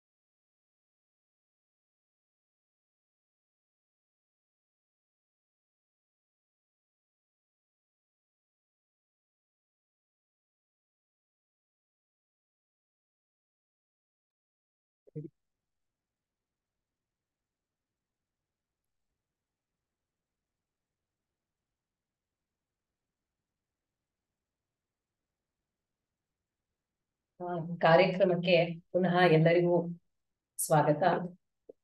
ಸೊ ನಾವು ಇದುವರೆಗೂ ಏನು ವಿಷಯಗಳನ್ನ ನಾವು ತಿಳ್ಕೊಂಡ್ವಿ ಅದನ್ನೆಲ್ಲ ನೀವು ಬರ್ಕೊಂಡಿದ್ದೀರಾ, ಮತ್ತೆ ಅದನ್ನ ಒಂದು ಸರ್ತಿ ಅವಲೋಕಿಸಿದ್ದೀರಾ ಅಂತ ಅನ್ಕೊಳ್ತೀನಿ. ಈಗ ಒಂದು ಸಣ್ಣ ಕಥೆಯ ಮುಖಾಂತರ ಪುನಃ ಇದನ್ನ ಮುಂದುವರಿಸೋಣ ನಮ್ಮ ಈ ಕಾರ್ಯಕ್ರಮವನ್ನ. ಇಬ್ರು ವ್ಯಕ್ತಿಗಳಿರ್ತಾರೆ. ಅವರು ಮರ ಕಡಿಯೋರು. ಮರನ ಕಡಿತಾ ಇರ್ತಾರೆ, ಎರಡು ಕೊಡಲಿಗಳನ್ನ ಇಟ್ಕೊಂಡು. ಆ ಮರ ಕಡಿಯುವ ಆ ಒಂದು ಏನ್ ಕೊಡಲಿ ಅಥವಾ ಗರಗಸ ಇಟ್ಕೊಂಡಿರ್ತಾರೋ ಅದು ಸ್ವಲ್ಪ ಮೊಂಡಾಗಿರುತ್ತೆ. ಆ ಮೊಂಡು ಕೊಡಲಿಯನ್ನೇ ಇಟ್ಕೊಂಡು ಕಡಿತಾ ಇರ್ತಾರೆ. ಎಷ್ಟು ಸಮಯ ಅದ್ರ ಮೇಲೆ ಕಳೆದ್ರೂನು ಕಡಿಯೋ ಕೆಲಸ ಮುಗಿಯೋಲ್ಲ. ಬಹಳ ಶ್ರಮ ಪಡ್ತಿರ್ತಾರೆ, ಬೆವರು ಸುರಿಸ್ತಿರ್ತಾರೆ, ಸುಸ್ತಾಗಿರ್ತಾರೆ. ಒಬ್ಬ ದಾರಿ ಹೋಗ ಬರ್ತಾನೆ. ದಾರಿನಲ್ಲಿ ಅವನು ಇವರಿಬ್ಬರನ್ನ ನೋಡ್ತಾನೆ. ಇವರ ಸ್ಥಿತಿಯನ್ನ ಕಂಡು ಸ್ವಲ್ಪ ಕನಿಕರಾಗಿ ಹೇಳ್ತಾನೆ, ಏನಪ್ಪ ಏನ್ ಮಾಡ್ತಾ ಇದ್ದೀರಾ ಅಂತ. ನೋಡಿ ಸ್ವಾಮಿ, ಈ ಮರ ಬಹಳ ದೊಡ್ಡದಾಗಿದೆ, ಕಡಿಯೋದಕ್ಕೆ ಬಹಳ ಶ್ರಮ ಪಡ್ತಾ ಇದ್ದೀವಿ, ಇದನ್ನ ಕಡಿಬೇಕು ಅಂತ ನನ್ ಕೆಲಸ ಕೊಟ್ಟಿದ್ದಾರೆ ಅಂತ ಹೇಳ್ತಾರೆ. ಸೊ ಅವನು ನೋಡ್ತಾನೆ ಅವರ ಒಂದು ಸ್ಥಿತಿಯನ್ನ, ಮತ್ತೆ ಅವರ ಒಂದು ಏನು ಉಪಯೋಗಿಸ್ತಿದ್ದಾರೆ ಆ ಸಾಧನವನ್ನ ನೋಡ್ತಾನೆ. ಏನಪ್ಪ ಈ ಮೊಂಡು ಕೊಡ್ಲಿನ ಇಟ್ಕೊಂಡು ಹೇಗಪ್ಪ ಕೆಲಸ ಮಾಡ್ತಿದ್ದೀರಾ? ನೀವ್ ಎಷ್ಟೇ ಗಂಟೆಗಳಾಗ್ಲಿ ಎಷ್ಟು ದಿನಗಳಾಗ್ಲಿ ನೀವ್ ಈ ಕೆಲಸನ ಮುಗಿಸೋದಕ್ ಸಾಧ್ಯ ಇಲ್ಲ. ಆದ್ರಿಂದ ನನ್ನ ಒಂದು ಸೂಚನೆ ಏನಪ್ಪಾ ಅಂತಂದ್ರೆ, ಆ ಕೊಡಲಿನ ನೀವು ಮೊದಲು ಹರಿತ ಮಾಡ್ಕೊಳ್ಳಿ. ಆ ಹರಿತವಾದಂತಹ ಕೊಡಲಿಯಿಂದ ನೀವು ಇಷ್ಟೊತ್ತಿಗೆ ಆಗ್ಲೇನೆ ಮರ ಕಡಿಯೋದನ್ನ ಯಾವಾಗ್ಲೂ ಮುಗಿಸ್ಬೋದಾಗಿತ್ತು. ಸೊ ಮೊದ್ಲು ಅದ್ರ ಕಡೆ ಗಮನ ಕೊಡಿ ಅಂತ ಹೇಳ್ತಾನೆ. ಆದ್ರೆ ಇವರಿಬ್ಬರಿಗೆ ಸಿಟ್ಟು ಬರುತ್ತೆ. ಅವರಿಬ್ರು ಅವನನ್ನ ನೋಡ್ಬಿಟ್ಟು, ನಾವು ಇದನ್ನ ಮರ ಕಡಿಯೋ ಕೆಲ್ಸನ ಎಷ್ಟು ವರ್ಷದಿಂದ ಮಾಡ್ತಿದೀವಿ, ನಮಗ್ ತುಂಬಾ ಚೆನ್ನಾಗ್ ಗೊತ್ತು. ನೀವೇನೋ ದಾರಿನಲ್ಲಿ ಹೋಗ್ತಾ ಇರೋರು ಈ ಒಂದು ಇದನ್ನ ಸೂಚನೆಯನ್ನ ನಮಗ್ ಕೊಡ್ತಿದ್ದೀರಾ, ಆದ್ರೆ ನಮ್ಮ ಕೆಲಸ ಗೊತ್ತು ಸ್ವಾಮಿ, ನೀವು ನಿಮ್ ಕೆಲ್ಸನ ನೀವು ನೋಡ್ಕೊಳ್ಳಿ ಅಂತ ಹೇಳಿ ಅವ್ರನ್ನ ಕಳಿಸ್ಬಿಡ್ತಾರೆ. ಆಗ ಅವನು, ಸರಿ ನಿಮ್ಮ ಒಂದು ದುರಾದೃಷ್ಟ, ನಿಮ್ಮ ಒಂದು ಇದನ್ನ ಹೀಗ ಅನ್ಕೊಂಡ್ರೆ ಏನು ಮಾಡಕ್ಕಾಗಲ್ಲ ಅಂತ ಪಾಪ ಅವನು ತನ್ನ ಪ್ರಯಾಣನ ಮುಂದುವರಿಸ್ತಾನೆ. ಇವರ ಕಷ್ಟದ ಕಥೆಯನ್ನ ಮುಂದುವರಿಸ್ಕೊತಾರೆ. ಈ ಕತೆ ನಿಮಗೇನ್ ಅನ್ಸುತ್ತೆ ಇದನ್ನ ಕೇಳಿದ್ರೆ? ಅಂದ್ರೆ ನಮ್ಮ ಅಭ್ಯಾಸ ಹೇಗೆ ಇರ್ಲಿ, ನಾವು ಸರಿ ಅಂತ ತಿಳ್ಕೊಂಡಿರ್ತೀವಿ ಒಂದು ಮಟ್ಟದಲ್ಲಿ, ಆದ್ರೆ ಕೆಲವೊಂದು ಸೂಕ್ಷ್ಮ ಅಂಶಗಳು ಎಲ್ಲೋ ಬಿಟ್ಟು ಹೋಗಿರ್ತಾವೆ ಕಾಲಕ್ರಮೇಣ ಅಂತ ನನಗೆ ಅನ್ಸುತ್ತೆ. ಯಾಕಂದ್ರೆ ನನಗೂ ಕೂಡ ಆ ಅನುಭವ ಆಗಿದೆ ನಡುವೆ. ಅದನ್ನ ಕಾಲಕ್ಕೆ ನಾವು ಅದನ್ನ ಸರಿ ಮಾಡ್ಕೋತಾ ಇರ್ಬೇಕು, ಅದನ್ನ ಬ್ಯಾಲೆನ್ಸ್ ಮಾಡ್ತಾ ಇರ್ಬೇಕು ಅಂತ ಅನ್ಸುತ್ತೆ. ಹರಿತ ಮಾಡ್ಕೋಬೇಕು.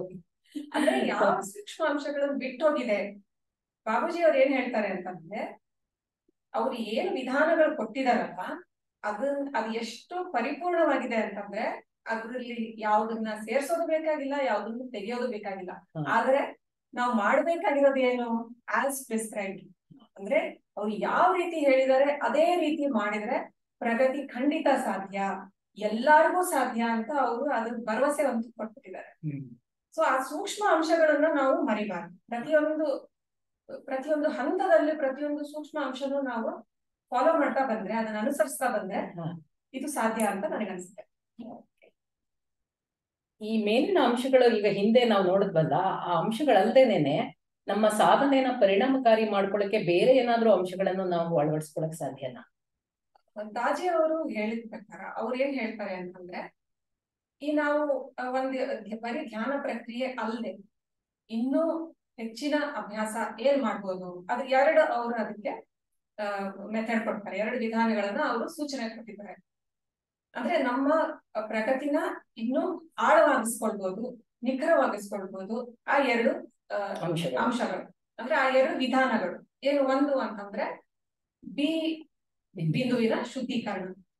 ಅದು ಯಾತಕ್ ಮಾಡ್ತೀವಿ, ನಮ್ಮ ವಿಷಯಾಸಕ್ತಿಗಳು, ನಮ್ಮ ಮನಸ್ಸಿನಲ್ಲಿರೋ ವಿಷಯಾಸಕ್ತಿಗಳು, ನಮ್ಮ ಮನಸ್ಸಿನಲ್ಲಿ ಬರುವ ವಿಷಯಾಸಕ್ತಿಗಳು, ಅಥವಾ ನಾವು ಹೊರಗಿನ ತೆಗೆದುಕೊಳ್ಳೋ ಆ ಎಲ್ಲಾ ಅಂಶಗಳು ಏನಾಗುತ್ತೆ, ವಿಷಯಗಳು ಹೋಗಿ ಆ ಬಿಂದುವಿನಲ್ಲಿ ಶೇಖರಣೆ ಆಗುತ್ತೆ, ಸಂಚಿತಗೊಳ್ಳುತ್ತದೆ ಅಂತ ಬಾಬೂಜಿ ಅವರು ಕೂಡ ಹೇಳ್ತಾರೆ.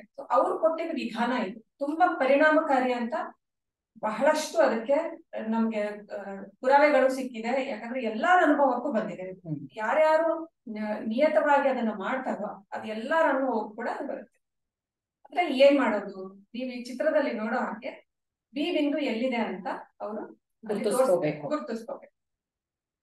ಆ ಬಿಂದುವಿನ ಮೂಲಕ ನಮ್ಮಲ್ಲಿರುವ ವಿಷಯಾಸಕ್ತಿಗಳು ಎದುರುಗಡೆಯಿಂದ ಹೊರಗಡೆ ಹೋಗ್ತಾ ಇದೆ ಅಂತ ಒಂದು ಸೂಚನೆ ಕೊಟ್ಕೊಳ್ಳೋದು. ಇದು ಯಾವಾಗ ಮಾಡ್ಬೇಕು ಅಂದ್ರೆ ಧ್ಯಾನಕ್ಕಿಂತ ಮೊದಲು ಮಾಡೋದು. ಧ್ಯಾನಕ್ಕಿಂತ ಮೊದಲು ಈ ವಿಷಯದೊಂದಿಗೆ, ಈ ವಿಚಾರದೊಂದಿಗೆ ನಾವು ಕೂತ್ಕೋಬೇಕು. ವಿಷಯಾಸಕ್ತಿಗಳು ಹೊರಟು ಹೋಗ್ತಾ ಇರೋ ಹಾಗೆ ಆತ್ಮ ಪ್ರಭೆಯ ಪ್ರಕಾಶ ಅದ್ರ ಹಿಂದಿಂದ ಬೆಳಗ್ತಾ ಇದೆ ಅನ್ನೋ ವಿಚಾರ ಕೂಡ ನಮ್ಮ ಮನಸ್ಸಿನಲ್ಲಿ ಇರಬೇಕು. ಇದನ್ನ ಒಂದು 5 ರಿಂದ 7 ನಿಮಿಷ ಮಾಡಿದ್ರೆ ಸಾಕು ಅಂತ ದಾಜಿ ಹೇಳ್ತಾರೆ. ಜೊತೆಗೆ ವಿಸ್ಪರ್ಸ್ ಓದ್ಬೇಕು ಅಂತ ಕೂಡ ಹೇಳ್ತಾರೆ. ಅದು ಯಾಕೆ ಅಂದ್ರೆ ಧ್ಯಾನ ಶುರು ಮಾಡೋಕ್ಕಿಂತ ಮುಂಚೆ ವಿಸ್ಪರ್ಸ್ ಓದಿ ಬಿ ಪಾಯಿಂಟ್ ನಾವು ಶುದ್ಧೀಕರಣ ಮಾಡಿ ಆಮೇಲೆ ಧ್ಯಾನ ಮಾಡೋದು. ಇದು ಇದರ ಒಂದು ಮೂರು ಹಂತಗಳು ಅಂತ ಹೇಳ್ಬೋದು. ವಿಸ್ಪರ್ಸ್ ಯಾಕೆ ಓದ್ಬೇಕು ಅಂತ ಹೇಳ್ತಾರೆ ಅಂದ್ರೆ, ವಿಸ್ಪರ್ಸ್ ಬರೆಯುವಾಗ, ಯಾಕಂದ್ರೆ ಇದು ಒಂದು ಶ್ರುತಿಯಿಂದ ಬಂದಿರೋ ಜ್ಞಾನ. ನಮ್ಗೆಲ್ಲರಿಗೂ ಗೊತ್ತಿರೋ ಹಾಗೆ ಅವ್ರ ಮಾಧ್ಯಮದ ಮೂಲಕ ಶ್ರುತಿಯಿಂದ ಬಂದಿರೋ ಜ್ಞಾನ. ಅಂದ್ರೆ ಅದೆಲ್ಲ ಒಂದು ಕಂಪನಗಳಲ್ಲಿ ಅಡಕವಾಗಿತ್ತು. ಆ ಸಂದೇಶಗಳು ಬರುವಾಗ ಯಾವ ಕಂಪನಗಳಿತ್ತು, ನಾವು ಓದುವಾಗ ಅದೇ ಕಂಪನಗಳ ಅನುಭವ ಆಗತ್ತೆ ಅಂತ ದಾಜಿ ಹೇಳ್ತಾರೆ. ಸಾಧ್ಯವಾದಷ್ಟು ಮಟ್ಟಿಗೆ ಯಾರ್ಯಾರ ಹತ್ರ ವಿಸ್ಪರ್ಸ್ ಇದೆಯೋ ಅವರು ವಿಸ್ಪರ್ಸ್ ಜೊತೆಗೆ ಇದನ್ನ ಶುರು ಮಾಡ್ಬೋದು. ಧ್ಯಾನ ಮಾಡೋಕ್ಕಿಂತ ಮುಂಚೆ ಒಂದು ಸಂದೇಶ ಓದ್ಬೋದು. ಅಕಸ್ಮಾತ್ ಇಲ್ಲದೆ ಇದ್ರೆ, ವಿಸ್ಪರ್ಸ್ ನಿಮ್ ಹತ್ರ ಇಲ್ಲದೆ ಇದ್ರೆ, ಬಾಬೂಜಿ ಅವ್ರ ಪುಸ್ತಕ ತಗೊಳ್ಳಿ ಅಥವಾ ದಾಜಿ ಅವ್ರ ಪುಸ್ತಕ ತಗೊಳ್ಳಿ. ಅಂದ್ರೆ ಆ ಮನೋಭಾವದಲ್ಲಿ ನಾವು ಅದನ್ನ ಅನುಸರಿಸೋದಕ್ಕೆ, ಅದಕ್ಕೆ ಬರೋದಕ್ಕೆ ಅದು ಅನುಕೂಲ ಆಗುತ್ತೆ. ಒಟ್ಟಲ್ಲಿ ಇವೆರಡು ಅಂಶಗಳು, ಬಿ ಬಿಂದುವಿನಿಂದ ಆರಂಭ ಮಾಡಿ ಧ್ಯಾನ ಮಾಡಿ ನಂತರ ವಿಸ್ಪರ್ಸ್ ಅಥವಾ ಯಾವ್ದಾದ್ರು ಒಂದು ಪುಸ್ತಕ ಓದೋದು. ನಂತರ ಓದ್ಬೋದು, ಇಲ್ಲ ಮೊದಲೇ ಓದ್ರಿಂದ ಶುರು ಮಾಡ್ಬೋದು. ಸೊ ಅದು ನಮ್ಮ ಧ್ಯಾನವನ್ನು ಇನ್ನೂ ಪರಿಣಾಮಕಾರಿಯಾಗಿ ಪರಿವರ್ತಿಸುತ್ತೆ, ಪರಿಣಾಮಕಾರಿಯಾಗಿರೋದಕ್ಕೆ ಸಹಾಯ ಮಾಡುತ್ತೆ. ಹೌದು. ಅಲ್ಲದೆ ಈಗ ನಾವು ಧ್ಯಾನ ಮಾಡಿದ್ವಿ, ನಮ್ಮಲ್ಲಿ ಆಧ್ಯಾತ್ಮಿಕ ಸ್ಥಿತಿನೂ ಬಂತು, ನಾವು ಅದನ್ನ ಬರೆದಿದ್ವಿ ಎಲ್ಲ. ಧ್ಯಾನದ ಪರಿಣಾಮ ಬರೀ ಆಧ್ಯಾತ್ಮಿಕ ಸ್ಥಿತಿ ಪಡೆಯೋದಷ್ಟೇನಾ ಅಂತ ಒಂದು ಅನುಮಾನ ಬರುತ್ತೆ. ಅಂದ್ರೆ ಅನುಮಾನ ಬರ್ಲಿಕ್ಕಿಲ್ಲ, ಬಟ್ ಅಷ್ಟೇನಾ ನಮ್ಗೆ ಲಿಮಿಟ್ ಆಗಿರೋದು, ಅಷ್ಟು ಸೀಮಿತಗೊಳಿಸ್ತೀವ ನಾವು. ಧ್ಯಾನದಿಂದ ಏನಾಗ್ಬೇಕು? ಪರಿವರ್ತನೆ ಆಗ್ಬೇಕು. ನಮ್ಮ ಧ್ಯಾನದ ಉದ್ದೇಶನೇ ಪರಿವರ್ತನೆ ಅಂತ ನಮ್ಮೆಲ್ಲ ಗುರುಗಳು ಹೇಳ್ತಾರೆ. ಅದ್ರ ಬಗ್ಗೆ ಒಂದ್ ಸ್ವಲ್ಪ ಹೇಳ್ಬೋದಾ? ಖಂಡಿತ. ಅದಕ್ಕೂ ಮುಂಚೆ ನನ್ನ ಒಂದು ಪ್ರಶ್ನೆ. ಈಗ ಧ್ಯಾನದ ಒಂದು ಈ ಎಲ್ಲಾ ಹಂತಗಳನ್ನ ನೋಡಿದ್ಮೇಲೆ ಕೆಲವೊಮ್ಮೆ ಧ್ಯಾನದಲ್ಲಿ ಕೆಲವರಿಗೆ ಗೊಂದಲಗಳು ಆಗತ್ತೆ, ಮತ್ತೆ ಕೆಲವು ಕನ್ಫ್ಯೂಷನ್ಸ್ ಇರಬಹುದು, ಕೆಲವು ತಪ್ಪು ಪರಿಕಲ್ಪನೆಗಳಿರಬಹುದು. ಅದನ್ನ ಇಲ್ಲಿ ತಗೊಳ್ಳೋಣ ಆಮೇಲೆ ತಗೊಳ್ಳೋಣ? ಸದ್ಯಕ್ಕೆ ಬೇಕಾದ್ರೆ ಒಂದು ಸಾಮಾನ್ಯವಾಗಿ ಎಲ್ಲರ ಮನಸ್ಸಿನಲ್ಲಿ ಏನು ಗೊಂದಲಗಳಿರ್ಬಹುದು, ಅದು ಒಂದು ಕೆಲವನ್ನ ನೋಡೋಣ, ಕೆಲವು ವಿಚಾರಗಳನ್ನ ನಾವು ಮಾಡ್ಬೋದು. ನಮ್ ದಿನದ ನಮ್ಮ ದೈನಂದಿನ ಜೀವನದಲ್ಲಿ ಬಹಳಷ್ಟು ಜನ ನಮಗ್ ಕೇಳೋ ಪ್ರಶ್ನೆಗಳಂದ್ರೆ ಕೆಲವೊಂದಿದಾವೆ. ಅದರಲ್ಲಿ ಒಂದು ಮೊದಲನೇದು, ಎಲ್ಲಕ್ಕಿಂತ ಮೊದಲನೇದು ಏನಂತಂದ್ರೆ, ಧ್ಯಾನದಲ್ಲಿ ಧ್ಯಾನ ಅಂದ್ರೆ ಏಕಾಗ್ರತೆ ಅಂತ ತಿಳ್ಕೊಂಡಿರ್ತಾರೆ ಬಹಳಷ್ಟು. ಮೊದಲನೇ ಸಲ, ಸ್ಪೆಷಲಿ ಮೊದಲನೇ ಸಲ ಯಾರು ಧ್ಯಾನ ಮಾಡಕ್ ಬರ್ತಾರಲ್ಲ ಅವ್ರೆಲ್ಲರೂ ಅನ್ಕೋತಾರೆ ಧ್ಯಾನ ಅಂದ್ರೆ ಏಕಾಗ್ರತೆ. ಧ್ಯಾನದಲ್ಲಿ ನಮಗೆ ಏಕಾಗ್ರತೆ 100% ಬರ್ಬೇಕು, ಇಲ್ಲೇ ಇದ್ರೆ ಧ್ಯಾನ ಆಗ್ಲಿಲ್ಲ ಅಂತ ಅದು ಒಂದು ಅವ್ರಿಗೆ ಅನುಮಾನ ಇರುತ್ತೆ. ನನಗೆ ಬರೋರು ಕೆಲವರು ಹೇಳಿದ್ದಾರೆ, ನನಗೆ ಧ್ಯಾನ ಮಾಡಕ್ ಆಗಲ್ಲ, ಯಾಕೆಂದ್ರೆ ನನ್ಗೆ ಏಕಾಗ್ರತಾ ಶಕ್ತಿ ಇಲ್ಲ ಅಂತಾನೆ ನನಗೆ ಹೇಳಿರೋದು ನಾನು ತುಂಬಾ ಸಲ ಕೇಳಿದ್ದೀನಿ. ಹಾಗೆ ಅಂದ್ರೆ ರಾಜಿ ಅವ್ರು ಏನ್ ಹೇಳ್ತಾರೆ ಅಂತಂದ್ರೆ, ಧ್ಯಾನ ಅಂದ್ರೆ ಏಕಾಗ್ರತೆ ಅಲ್ಲ, ಅದು ಮನಸ್ಸನ್ನ ಒಂದು ಕಡೆ ನಿಲ್ಲಿಸುವ ಒಂದು ಫೋಕಸ್, ಅಂದ್ರೆ ಕೇಂದ್ರೀಕರಣ. ಮನಸ್ಸನ್ನು ಕೇಂದ್ರೀಕರಿಸುವುದೇ ಧ್ಯಾನ. ಇದಿಷ್ಟೇ ಧ್ಯಾನ, ಮತ್ತೇನು ಇಲ್ಲ ಅಂತ ಹೇಳ್ತಾರೆ. ಆಮೇಲೆ ಇನ್ನೊಂದು ಎಲ್ಲಕ್ಕಿಂತ ಹೆಚ್ಚು ಕೇಳೋ ಪ್ರಶ್ನೆ ಅಂತಂದ್ರೆ, ಧ್ಯಾನದಲ್ಲಿ ತುಂಬಾ ವಿಚಾರಗಳು ಬರ್ತವೆ. ಕಣ್ಣು ಮುಚ್ಚಿದ ವಿಚಾರಗಳು ಬರ್ತವೆ, ಧ್ಯಾನ ಪೂರ್ತಿ ವಿಚಾರಗಳಿದ್ವು. ಅದಕ್ಕೆ ಏನ್ ಹೇಳ್ಬೋದು? ಈಗ ಅದು ಸಹ ನೀವ್ ಹೇಳ್ದ ಹಾಗೆ ಒಂದು ಬಹಳ ಸಾಮಾನ್ಯ ಪರಿಕಲ್ಪನೆ. ಧ್ಯಾನ ಅಂದ್ರೆ ವಿಚಾರಗಳು ಬರಬಾರದು, ವಿಚಾರರಹಿತವಾದಂತಹ ಮನಸ್ಸಿಂದ ಧ್ಯಾನ ಮಾಡಬಹುದು ಅಂತ. ಆದ್ರೆ ನಮ್ಗೆ ಗೊತ್ತಿರೋ ಹಾಗೆ ಮನಸ್ಸಿನ ಒಂದು ಸ್ವಾಭಾವಿಕ ಸ್ಥಿತಿನೇ ಆಲೋಚನೆಗಳನ್ನ ಉತ್ಪತ್ತಿ ಮಾಡೋದು, ಮತ್ತೆ ಅದ್ರ ಜೊತೆ ವ್ಯವಹಾರ. ಯಾಕೆಂದ್ರೆ ಪ್ರಪಂಚದಲ್ಲಿ ಪ್ರಾಪಂಚಿಕ ವ್ಯವಹಾರನೇ ಬಹಳ ಮುಖ್ಯವಾದ್ದು, ಮನಸ್ಸಿಗೆ ಬೇಕಾಗಿರುವಂತ ಮನಸ್ಸಿನ ಮುಖ್ಯವಾದಂತಹ ಕೆಲಸ. ಆದ್ರಿಂದ ಆ ಮನಸ್ಸು ವಿಚಾರಗಳು ಬರಬಾರ್ದು ಅಂತಂತಂದ್ರೆ ಅದು ಸರಿಯಾದಂತಹ ಒಂದು ಎಕ್ಸ್ಪೆಕ್ಟೇಷನ್ ಅಲ್ಲ ಅಂತ. ಅದರಿಂದ ಯೋಚನೆಗಳು ಇದ್ದೇ ಇರುತ್ತೆ. ಆ ಯೋಚನೆಗಳನ್ನ ಏನು ಮಾಡಕ್ಕಾಗಲ್ಲ. ಆ ಧ್ಯಾನದಲ್ಲಿ ನಾವು ಆಗ್ಲೇ ತಿಳ್ಕೊಂಡ್ವಿ, ಯೋಚನೆಗಳನ್ನ ನಿರ್ಲಕ್ಷ್ಯ ಮಾಡಿದಾಗ ಏನಾಗತ್ತೆ, ಅದು ಕರೆಯದೆ ಬಂದಂತ ಅತಿಥಿಗಳು ಅಂತ ತಾವಾಗೆ ಡ್ರಾಪ್ ಆಗತ್ತೆ, ಅವೆಲ್ಲ ಹಿಂದೆ ಹೊರಟೋಗುತ್ತೆ. ಆಗ ನಮ್ಮ ಧ್ಯಾನ ಸಹಜವಾಗಿ ಮುಂದೆ ತನಕ್ ಪಾಡಿ ತಾನು ನಡೆಯುತ್ತೆ. ಅದರಿಂದ ಧ್ಯಾನಗಳನ್ನ ಯೋಚನೆಗಳನ್ನ ನಿಲ್ಲಿಸಬೇಡಿ, ಅದ್ರ ಬಗ್ಗೆ ಯೋಚನೆನೂ ಮಾಡಬೇಡಿ, ಅದನ್ನ ನಿರ್ಲಕ್ಷಿಸಿ ಧ್ಯಾನವನ್ನ ಮುಂದುವರಿಸಿ ಅಂತ ಹೇಳ್ಬೋದು ನಾವು. ಮತ್ತೊಂದು ಸಾಮಾನ್ಯ ಒಂದು ಸಂದೇಹ ಅಂತಂದ್ರೆ, ಧ್ಯಾನ ಮಾಡಿದಾಗ ನಾನು ನಿದ್ದೆ ಮಾಡ್ಬಿಟ್ಟೆ. ಸೊ ಅದಕ್ಕೆ ಈಗ ನಾವೆಲ್ಲ ಗೊತ್ತಿರೋ ಹಾಗೆ ಧ್ಯಾನ ಅಂತಂದ್ರೆ ನಮ್ಮ ಪ್ರಜ್ಞೆಯ ಒಂದು ಅವಸ್ಥೆಗಳು ಬದಲಾಗತ್ತೆ ಧ್ಯಾನದ ಮುಖಾಂತರ. ಒಂದು ಜಾಗೃತ ಸ್ಥಿತಿನಲ್ಲಿ ಇರುವಂತದ್ದು ಬಹಳ ಉತ್ತಮವಾದದ್ದೇ ಧ್ಯಾನದಲ್ಲಿ. ಆದ್ರೆ ಎಷ್ಟೋ ಸರ್ತಿ ಸಮಾಧಿಯ ಹಲವು ಹಂತಗಳಲ್ಲಿ ಒಂದು ಪಾಷಾಣ್ಯ ತೂಲ್ಯಂ ಅಂತ ಹೇಳ್ತಾರಲ್ಲ, ಅಲ್ಲಿ ಯಾವುದೇ ಒಂದು ಅರಿವು ಇರೋದಿಲ್ಲ. ಆ ಧ್ಯಾನದ ಆರಂಭಿಕ ಕೆಲವು ಸ್ಥಿತಿಗಳಲ್ಲಿ ಧ್ಯಾನದ ಅರಿವು ಇರೋದಿಲ್ಲ. ಯಾಕೆಂತಂದ್ರೆ ಜಾಗೃತ ಮನಸ್ಸು ಆ ಸ್ಥಿತಿಗಳನ್ನ ಅಬ್ಸರ್ವ್ ಮಾಡ್ಕೊಳ್ಲಿಕ್ಕೆ ಆಗಲ್ಲ. ಅವಾಗ ಏನಾಗತ್ತೆ, ನಾವು ಒಂದು ನಿದ್ರಾ ರೀತಿಯ ಒಂದು ಸ್ಥಿತಿಗೆ ಹೋಗ್ಬೇಕಾಗತ್ತೆ. ಅದು ಸಹಜ, ಅದನ್ನ ನಿರ್ಲಕ್ಷ್ಯ ಮಾಡ್ಬೇಕು. ಮತ್ತೆ ಆದ್ರೆ ಧ್ಯಾನ ಒಳಗಡೆ ನಡೀತಾ ಇರುತ್ತೆ. ಜಾಗೃತ ಮನಸ್ಸು ಯಾವುದೇ ಒಂದು ಸ್ಥಿತಿನಲ್ಲಿ ಇರ್ಲಿ, ನಾವು ಯಾವುದೇ ಒಂದು ಅನುಭವವನ್ನ ಪಡಿತಿರ್ಲಿ, ಅಂತರ್ಗತವಾಗಿ ಒಳಗಡೆ ನಡೀತಾ ಇರುತ್ತೆ. ಮತ್ತೆ ನಾವು ಈಗ ಏನು ಒಂದು ಆಳವಾದ ನಿಖರವಾದ ವಿಧಾನಗಳನ್ನ ಕೊಟ್ಟಿದ್ದೀವಲ್ಲ, ಅದನ್ನ ಅನುಸರಿಸಿ ಧ್ಯಾನ ಮಾಡಿದ್ದೆ ಆದ್ರೆ ಈ ಸ್ಥಿತಿ ಬದಲಾಗಿ ಆ ಒಂದು ನಾವು ಅವೇರ್ನೆಸ್ ಅಂತ ಕರಿತೀವಲ್ಲ, ಆ ಸ್ಥಿತಿನೂ ಸಹ ಉತ್ಪನ್ನ ಆಗೋದನ್ನ ಕಾಣ್ತಾರೆ. ಇನ್ನೊಂದು ಪಾಯಿಂಟ್ ಹೇಳ್ಬೋದು ಏನಂತಂದ್ರೆ, ಎಲ್ಲರಿಗೂ ಇರೋ ಒಂದು ಸಂದೇಹ ಅಂತಂದ್ರೆ, ಸತ್ಸಂಗದಲ್ಲಿ ನಾವ್ ಏನ್ ಧ್ಯಾನ ಮಾಡ್ತೀವಿ ಅವಾಗಿನ ಸ್ಥಿತಿ ಆಗ್ಲಿ, ಅಥವಾ ಪ್ರಶಿಕ್ಷಕರ ಜೊತೆಗೆ ಏನ್ ಧ್ಯಾನ ಮಾಡ್ತೀವಿ ಅದು ತುಂಬಾ ಚೆನ್ನಾಗಿರುತ್ತೆ.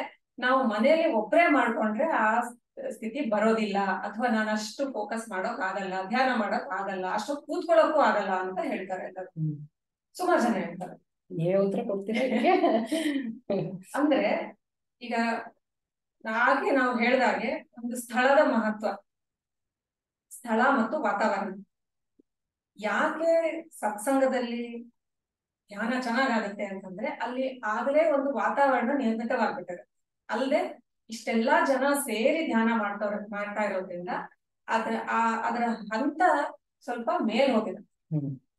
ಆದ್ರಿಂದ ಅದರ ಜೊತೆಗೆ ನಾವು ನಮ್ಮ ಸ್ಥಿತಿ ಸಮರಸವಾಗೋದು ಬಹಳ ಸುಲಭ ಆಗುತ್ತೆ. ಜೊತೆ ಪ್ರಶಿಕ್ಷಕರ ಜೊತೆಗೆ ಧ್ಯಾನ ಮಾಡಿದಾಗ ಅಲ್ಲಿ ಟ್ರಾನ್ಸ್ಮಿಷನ್ ಅನ್ನೋದು ಏನ್ ಇದೆ, ಪ್ರಾಣಾಹುತಿಯ ಜೊತೆಗೆ ಪ್ರಶಿಕ್ಷಕರದು ಒಂದು ಪ್ರಯತ್ನನೂ ಇದೆ, ಗುರುಗಳ ಪ್ರಯತ್ನನೂ ಇದೆ. ಅದರಿಂದ ಧ್ಯಾನ ಮಾಡೋದು ಸುಲಭ ಆಗುತ್ತೆ. ನಾವೇ ಮಾಡಿದಾಗ ಬೇಕಾದ್ರೆ ದಿನಾ ಒಂದೇ ಜಾಗದಲ್ಲಿ ಒಂದೇ ಸಮಯದಲ್ಲಿ ಧ್ಯಾನ ಮಾಡ್ತಾ ಬಂದ್ರೆ ಅದೇ ಸ್ಥಿತಿಯನ್ನ ನಮ್ಮ ಮನೆಗಳಲ್ಲೂ ನಮ್ಮ ಪ್ರತಿ ಧ್ಯಾನದಲ್ಲೂ ಪಡೆಯೋದಕ್ಕೆ ಸಾಧ್ಯ ಆಗುತ್ತೆ ಅಂತ ಹೇಳ್ಬೋದು. ಗುರುಗಳು ಒಂದ್ ಮಾತು ಹೇಳಿರೋದು ಜ್ಞಾಪಕ ಬರುತ್ತೆ, ಪ್ರತಿ ಮನೇನೂ ಆಶ್ರಮ ಆಗ್ಬೇಕು ಅಂತ ಅವ್ರು ಬಯಸ್ತಾರೆ. ಬಹುಶಃ ಇದೆ ಅಲ್ವಾ? ಹೌದು ಹೌದು. ಅಂದ್ರೆ ಈಗ ಧ್ಯಾನದ ಬಗ್ಗೆ ಸರಿಸುಮಾರು ಎಲ್ಲಾ ಅಂಶಗಳನ್ನ ನಾವು ನೋಡಿದ್ವಿ. ಧ್ಯಾನದ ಫಲದ ಬಗ್ಗೆ ಮಾತಾಡೋಣ. ಧ್ಯಾನದ ಒಂದು ಫಲ ಅಥವಾ ಒಂದು ಪರಿಣಾಮ ಏನಪ್ಪಾ ಅಂದ್ರೆ, ನೀವೇ ಹೇಳಿದ್ರಿ ಯಾವಾಗ್ಲೇ, ಬದಲಾವಣೆ, ಆಂತರಿಕ ಪರಿವರ್ತನೆ. ಅಂದ್ರೆ ನಮ್ಮ ಸ್ಥಿತಿಯಲ್ಲಿ ಬದಲಾವಣೆ ಆದ ಹೊರತು ಧ್ಯಾನ ಪರಿಣಾಮಕಾರಿಯಾಗಿ ಇರೋದಿಲ್ಲ. ಸೊ ನಾನು ಹೇಗಿದ್ನೋ ಹಾಗೆ ಇದ್ರೆ ಧ್ಯಾನ ಮಾಡಿದ್ಮೇಲೂ ಧ್ಯಾನ ಮಾಡೋದ್ರಿಂದ ಏನ್ ಪ್ರಯೋಜನ? ಸೊ ಧ್ಯಾನದಿಂದ ನನ್ನ ಒಂದು ಮನೋಸ್ಥಿತಿ, ನನ್ನ ಒಂದು ಆಧ್ಯಾತ್ಮಿಕ ಸ್ಥಿತಿ ಅದರಲ್ಲಿ ಬದಲಾವಣೆ ಆಗ್ಬೇಕು. ಮತ್ತೆ ಇದು ನನ್ನ ಗುಣಗಳಲ್ಲಿ ಸಹ ಅದು ಪ್ರತಿಬಿಂಬಿತ ಆಗ್ಬೇಕು. ಸೊ ಇದನ್ನ ಹಲವು ವಿಧಾನಗಳಲ್ಲಿ ಅಥವಾ ಹಲವು ರೀತಿಯಲ್ಲಿ ಇದನ್ನ ನಾವು ನೋಡ್ಬೋದು. ಬಾಬೂಜಿಯವರು ಬದಲಾವಣೆಯನ್ನ ಈ ರೀತಿ ಹೇಳಿದ್ದಾರೆ. ಮೊದಲು ಒಂದು ಮೃಗದ ಸ್ವಭಾವದಲ್ಲಿ ಇರುವಂತಹ ಒಬ್ಬ ಮನುಷ್ಯ, ಯಾಕೆಂದ್ರೆ ನಾವೆಲ್ಲ ನಮ್ಮನ್ನ ಅವಲೋಕಿಸ್ಕೊಂಡ್ರೆ ನಮ್ಮಲ್ಲೂ ಹಲವಾರು ಒಂದು ಮೃಗೀಯ ಗುಣಗಳು ಇರತ್ವೆ. ಆ ಗುಣಗಳನ್ನೆಲ್ಲ ತ್ಯಜಿಸಿ ಅವೆಲ್ಲ ನಮಗ ಅರಿವಿಲ್ಲದೇನೆ ಬಿಟ್ಟು ಹೋಗಿ ಒಬ್ಬ ಮನುಷ್ಯನಾಗ್ತೀವಿ. ಮೊದಲು ಆ ಮೃಗದಂತಿರುವ ಮನುಷ್ಯ ಅನ್ನೋ ಒಂದು ಸ್ಥಿತಿಗೆ ಬರ್ತಾನೆ. ಮನುಷ್ಯ ಅಂದ್ರೆ ಎಲ್ಲರಂತೆ ಸಹಜ ಸಾಧಾರಣವಾಗಿರುವಂತವ್ನು. ಈ ಮನುಷ್ಯ ಸ್ಥಿತಿನಿಂದ ಒಂದು ದೈವಿ ಸ್ಥಿತಿಗೆ, ಆ ದೈವಿ ಗುಣಗಳನ್ನ ತನ್ನದನ್ನಾಗಿಸ್ಕೊಂಡು ದೈವಿ ಸ್ಥಿತಿಗೆ ಒಂದು ಮಾರ್ಪಾಡಾಗೋದಿದೆಯಲ್ಲ, ಆ ಒಂದು ಟ್ರಾನ್ಸಿಷನ್ ಅಂತ ಏನ್ ಕರಿತೀವಿ, ಆ ಮಾರ್ಪಾಡು ಅದು ಬಾಬೂಜಿಯವರು ನಮ್ಗೆ ಕೊಟ್ಟಿರೋದು, ಧ್ಯಾನದಿಂದ ಆಗ್ಬೇಕಾಗಿರೋದು. ಅಂದ್ರೆ ನಾವು ನಮ್ಮನ್ನ ಸೂಕ್ಷ್ಮವಾಗಿ ಗಮನಿಸ್ತಾ ಹೇಗೆ ನಮ್ಮ ಒಳಗಡೆ ಗುಣಗಳು, ನಮ್ಮ ಸ್ವಭಾವ ಹೇಗೆ ಬದಲಾಗ್ತಾ ಇದೆ ಅದರ ಕಡೆ ಗಮನ ಕೊಡ್ಬೇಕಾಗುತ್ತೆ. ಈ ಈ ಮುಂಚೆ ಈ 3 ಗುಣಗಳಲ್ಲಿ ಬದಲಾವಣೆಗಳಾಯ್ತು ಅಂದ್ರೆ ನಮ್ ಧ್ಯಾನ ಸರಿಯಾಗಿ ನಡೀತಿದೆ, ಮತ್ತೆ ಈ ಬದಲಾವಣೆಗಳು ನಮ್ಮಲ್ಲಿ ಕಾಣ್ತಾ ಇದೆ ಅಂತ ಅನ್ನೋದು ಒಂದು ಗೊತ್ತಾಗತ್ತೆ. ಇನ್ನು ಎರಡನೇದು, ಒಂದು ಸೂಕ್ಷ್ಮ ಸ್ತರದಲ್ಲಿ ಬಾಬೂಜಿ ಈ ರೀತಿ ಹೇಳ್ತಾರೆ, ಒಂದು ಪದಾರ್ಥ, ಒಂದು ವಸ್ತು, ಆ ವಸ್ತು ಅಥವಾ ಮ್ಯಾಟರ್ ಅಂತ ಏನ್ ಕರಿತೀವಲ್ಲ, ಮ್ಯಾಟರ್ ಅನ್ನೋದು ಒಂದು ಎನರ್ಜಿ ಅಥವಾ ಶಕ್ತಿ ಆಗೋದು. ಆ ಶಕ್ತಿ ಇನ್ನು ಚೈತನ್ಯದ ಒಂದು ಮೂಲ ಸ್ವರೂಪವಾಗೋದು. ಆ ಒಂದು ಬದಲಾವಣೆಯನ್ನು ಸಹ ವೈಬ್ರೇಟರಿ ಲೆವೆಲ್ ನಲ್ಲಿ ಅದು ಆಗತ್ತೆ, ಆ ಸ್ಥಿತಿನಲ್ಲಿ ನಡೆಯುತ್ತೆ. ಅದು ಬದಲಾವಣೆ, ಅದು ಸಹ ಒಂದು ರೀತಿಯ ಬದಲಾವಣೆ ಅಥವಾ ಪರಿವರ್ತನೆ. ಇನ್ನು ನಮ್ಮ ಅಷ್ಟಾಂಗ ಯೋಗದ ಒಂದು ಇದನ್ನ ನೋಡಿದ್ರೆ ಅಲ್ಲಿ 4 ಒಂದು ಗುಣಗಳನ್ನ ಹೇಳ್ತಾರೆ, ಸಾಧನಾ ಚತುಷ್ಟಯಗಳು: ವಿವೇಕ, ವೈರಾಗ್ಯ, ಷಟ್ ಸಂಪತ್ತಿ ಮತ್ತೆ ಮುಮುಕ್ಷತ್ವ. ಈ ಗುಣಗಳು ನಮ್ಮಲ್ಲಿ ಬಂದಾಗಲೂ ಸಹ ನಮ್ಮ ಒಂದು ಬದಲಾವಣೆ ಆ ರೀತಿಯಲ್ಲೂ ಸಹ ಒಂದು ತೋರ್ಪಡುತ್ತೆ. ಇವೆಲ್ಲನೂ ಧ್ಯಾನ ಮಾಡೋದ್ರಿಂದ ಆಗುವಂತಹ ಆಕ್ಚುಲಿ ಪರಿಣಾಮಗಳು. ಇದರಲ್ಲಿ ವಿವೇಕ ಅಂತಂತಂದ್ರೆ ನಿಜ, ಸತ್ಯ ಮತ್ತೆ ಅಸತ್ಯ, ಅದರದ್ದು ಯಾವುದು ನಿಜ ಮತ್ತೆ ಯಾವುದು ನಿಜ ಅಲ್ಲ, ಅದನ್ನ ಇದನ್ನ ಅರಿವನ್ನ ನಾವು ಪಡ್ಕೊಳ್ಳೋದು ವಿವೇಕ. ಅವಿವೇಕ ಬರ್ಬೇಕು, ಇದು ಸತ್ಯ ಇದು ಅಸತ್ಯ ಅಂತ. ಹಾಗೇನೆ ವೈರಾಗ್ಯ ಅಂದ್ರೆ ನನಗೆ ಬೇಡವಾಗಿರುವಂತಹ ವಿಷಯಗಳ ಕಡೆ ನಿರ್ಮೋಹ ಬೆಳೆಸ್ಕೊಳ್ಳೋದು, ಆ ನಿರ್ಮೋಹತ್ವ, ಅದು ವೈರಾಗ್ಯ. ಇನ್ನು ಷಟ್ ಸಂಪತ್ತಿಗಳಲ್ಲೇ 6 ಸಂಪತ್ತಿಗಳನ್ನ ಹೇಳ್ತಾರೆ: ಶಮ, ದಮ, ಉಪರತಿ, ತಿತೀಕ್ಷಾ, ಶ್ರದ್ಧಾ ಮತ್ತೆ ಸಮಾಧಾನ ಅಂತ. ಸೊ ಈ ಶಮ ಮತ್ತೆ ದಮ ಇವೆಲ್ಲವೂ ಸಹ ಬೇರೆ ಬೇರೆ ಆಧ್ಯಾತ್ಮಿಕ ಗುಣಗಳನ್ನ ಕೊಡುತ್ತೆ. ಒಂದರಲ್ಲಿ ನಮ್ಮ ಒಂದು ಹೃದಯನ ಒಂದು ಕಡೆ ನಿಲ್ಸೋದು, ಅದು ಶಮ. ಹೃದಯನ ಒಂದ್ ಕಡೆ ನಿಲ್ಸೋದು, ಹೊರಗಡೆ ಹೋಗ್ತಾ ಇರುವಂತ ಒಂದು ಅಲದಾಟದಿಂದ ಒಂದು ಕಡೆ ನಿಲ್ಸೋದು, ನೆಲೆ ನಿಲ್ಲೋದು. ಆಮೇಲೆ ಮನಸ್ಸು ಮತ್ತೆ ಇಂದ್ರಿಯಗಳ ನಡುವೆ ಸಂಪೂರ್ಣ ಒಂದು ಹೊಂದಾಣಿಕೆ, ಅದು ಎರಡನೇದು. ಆಮೇಲೆ ಈಗ ನಾವು ವೈರಾಗ್ಯ ಅಂತ ಏನ್ ನೋಡಿದ್ವಲ್ಲ, ಆ ವೈರಾಗ್ಯದ ಒಂದು ಉಚ್ಛ್ರಾಯ ಹಂತ ಇದೆ, ಅದು ಉಪರತಿ. ಆಮೇಲೆ ತಿತೀಕ್ಷೆ. ಸೊ ಇವೆಲ್ಲನೂ ಸಹ ತಮ್ಮದೇ ಆದಂತಹ ಒಂದು ಗುಣಗಳನ್ನ ನಮಗೆ ಕೊಟ್ಟು, ಒಟ್ಟಾರೆ ನಮಗೆ ಹೇಳ್ಬೇಕು ಅಂತಂದ್ರೆ, ನಾವು ಯಾವ ಸ್ಥಿತಿನಲ್ಲಿದ್ದೀವೋ ಆ ಸ್ಥಿತಿಯಿಂದ ನಾವು ಏನು ಒಂದು ಮೂಲ ಸ್ಥಿತಿಗೆ ಹೋಗ್ಬೇಕು, ಆ ಒಂದು ಸೃಷ್ಟಿಗೆ ಮುನ್ನ ಇದ್ದಂತಹ ಒಂದು ಸ್ಥಿತಿ ಅಂತ ಹೇಳ್ತೀವಲ್ಲ, ಆ ಸ್ಥಿತಿಗೆ ಹತ್ರ ನಮ್ಮನ್ನ ಕರ್ಕೊಂಡು ಹೋಗುತ್ತೆ. ಯಾಕೆಂತಂದ್ರೆ ಇಂದ್ರಿಯಗಳ ಶೋಧನೆ, ಇಂದ್ರಿಯಗಳ ಒಂದು ಪರಿಶುದ್ಧತೆ, ಅವುಗಳನ್ನೆಲ್ಲಾನು ನಡೀತಾ ನಮ್ಮ ಈ ಒಂದು ಧ್ಯಾನದ ಒಂದು ಪ್ರಕ್ರಿಯೆಯಿಂದ ಎಲ್ಲವೂ ಸಹ ಶುದ್ಧವಾಗಿ ಕೊನೆಗೆ ಎಲ್ಲವೂ ತಮ್ಮ ಒಂದು ಸಹಜ ಸ್ಥಿತಿಗೆ ಬಂದು ತಲುಪುತ್ತೆ. ನಮ್ಮ ಇಂದ್ರಿಯಗಳು ನಮಗೆ ಏನು ಕೊಟ್ಟಿದ್ದಾರೆ, ಪ್ರಕೃತಿ ನಮಗೆ ಏನು ಕೊಡಮಾಡಿದೆ, ಅವೆಲ್ಲ ತಮ್ಮ ಒಂದು ಸಹಜ ಸ್ಥಿತಿಗೆ ಮರಳೋದೇ ಇದರದ ಒಂದು ಮುಖ್ಯವಾದಂತಹ ಒಂದು ಪರಿಣಾಮ ಅಂತ ಹೇಳಿ.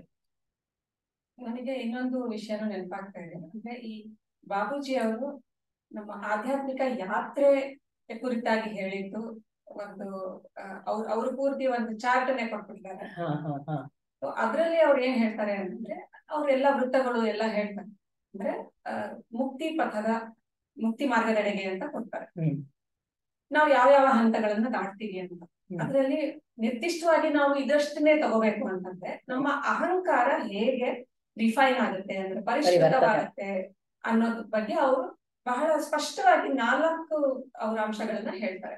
ಏನಂತಂದ್ರೆ ನಾವು ಹೃದಯ ಮಂಡಲವನ್ನು ದಾಟಿದ್ಮೇಲೆ ಅಲ್ಲಿ ಯಾವುದೇ ದ್ವಂದ್ವಗಳು ಇರಲ್ಲ. ಅದು ಮುಂಚೆನೆ ದ್ವಂದ್ವಗಳಿತ್ತು, ಅದನ್ನೆಲ್ಲ ಮೀರಿ ನಾವು ಹೃದಯ ಮಂಡಲವನ್ನು ದಾಟಿರ್ತೀವಿ. ಹೃದಯ ಮಂಡಲ ದಾಟಿದ್ಮೇಲೆ ಆಗ ಈ ಅಹಂಕಾರದ ಪರಿಷ್ಕರಣೆ ಏನಾಗುತ್ತಲ್ಲ, ಅದರಲ್ಲಿ 4 ಸ್ಥಿತಿಗಳು ಬರುತ್ತೆ. ಇದು ಘಟ್ಟಗಳು ಅಂತ ಹೇಳ್ಬೋದು. ಅಂದ್ರೆ ಮೊದಲನೇ ಘಟ್ಟದಲ್ಲಿ ಏನಾಗುತ್ತೆ, ಎರಡನೇದ್ರಲ್ಲಿ ಏನಾಗುತ್ತೆ ಅಂತ ನಾನು ತುಂಬಾ ಚಿಕ್ಕದಾಗಿ ಹೇಳ್ತೀನಿ. ಮೊದಲನೇ ಘಟ್ಟದಲ್ಲಿ ಯಾವ ಸ್ಥಿತಿ ಇರುತ್ತೆ ಅಂದ್ರೆ, ಕರ್ತೃ ನಾನು ಮಾಡ್ತಾ ಇದ್ದೀನಿ ಯಾವುದೇ ಕೆಲಸನ, ಯಾವುದೇ ಕೆಲಸನ ನನಗೆ ಅರಿವಿರುತ್ತೆ. ಇದು ಅವ್ರು ಏನ್ ಹೇಳೋದು ಅಂತಂದ್ರೆ, ಇದು ಪ್ರಜ್ಞೆಯ ವಿಕಸನ. ಅಂದ್ರೆ ನಮ್ಮ ಪ್ರಜ್ಞೆ ಹೇಗೆ ವಿಕಸನಗೊಳ್ತಾ ಇರುತ್ತೆ, ಹಾಗೆ ನಮ್ಮ ಅಹಂಕಾರ ಪರಿಶುದ್ಧಗೊಳ್ತಾ ಹೋಗುತ್ತೆ. ಆ ಅರಿವು ಅಥವಾ ಪ್ರಜ್ಞೆ ಏನಿರುತ್ತೆ ಅದಕ್ಕೆ ಗೊತ್ತಿರುತ್ತೆ, ನಾನ್ ಮಾಡ್ತಾ ಇದ್ದೀನಿ, ಮತ್ತೆ ಕರ್ತೃ ನಾನು ಏನ್ ಮಾಡ್ತಾ ಇದ್ದೀನಿ, ಯಾರು ಮಾಡ್ತಾ ಇದ್ದಾರೆ, ನಾನು ಮಾಡ್ತಾ ಇದ್ದೀನಿ ಅನ್ನೋದು ಇದು ಮೊದಲನೇ ಹಂತ. ಎರಡನೇ ಘಟ್ಟದಲ್ಲಿ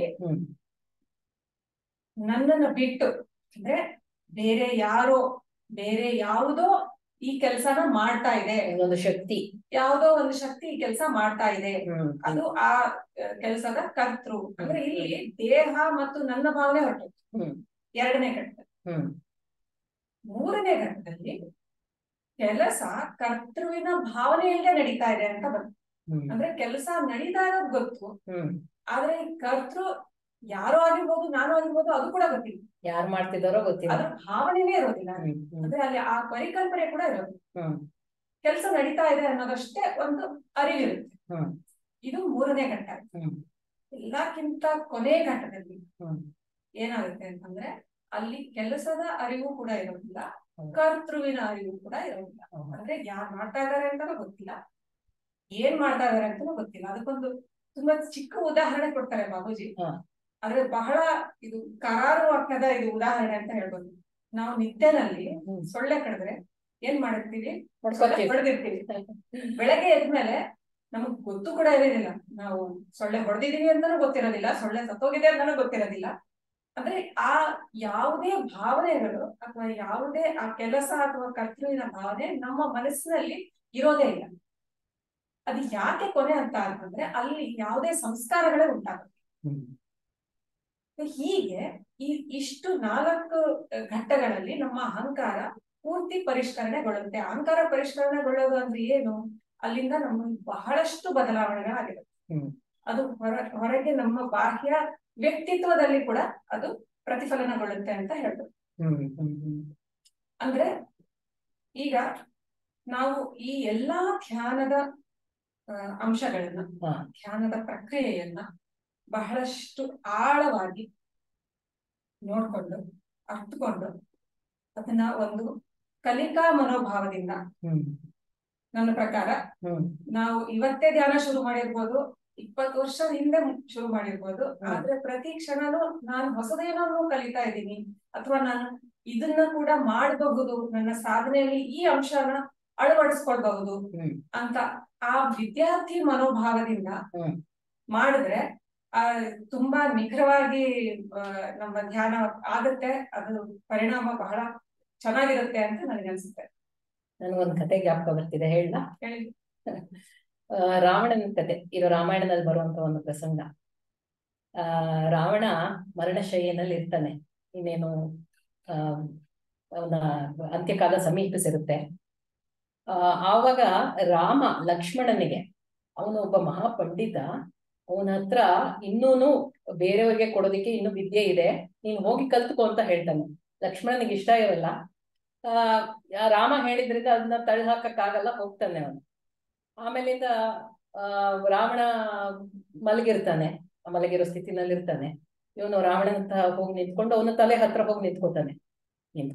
ಇವನ್ ಪಾಡಿಗೆ ಇವನ್ ನಿಂತ್ಕೋತಾನೆ, ಅವನ್ ಪಾಡಿಗೆ ಅವ್ನ್ ಮಲಗಿರ್ತಾನೆ. ಇಬ್ಬರ ಮಧ್ಯೆ ಯಾವ ಒಂದು ಇದು ಇಲ್ಲ, ಸಂವಹನನೂ ಇಲ್ಲ.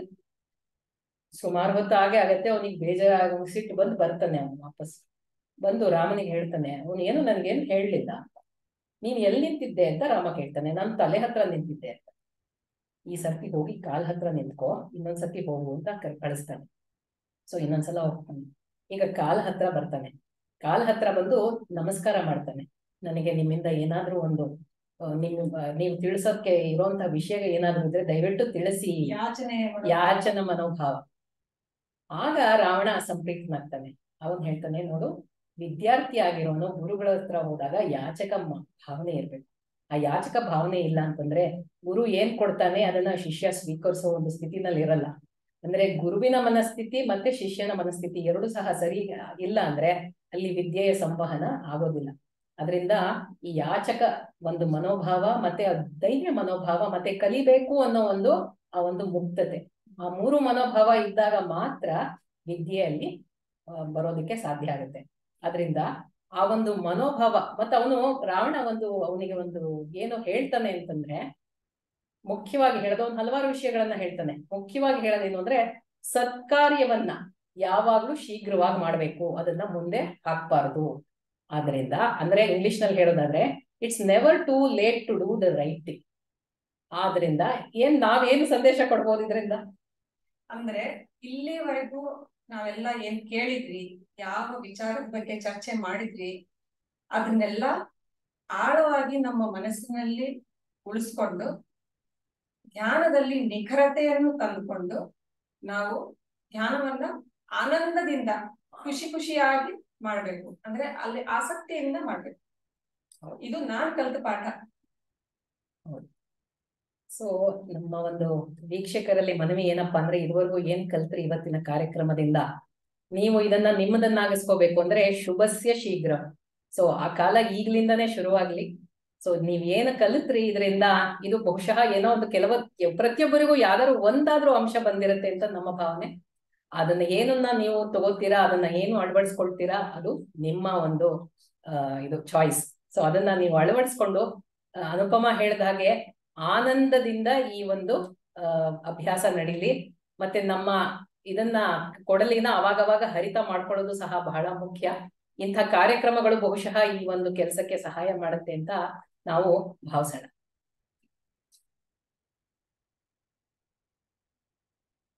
ಈಗ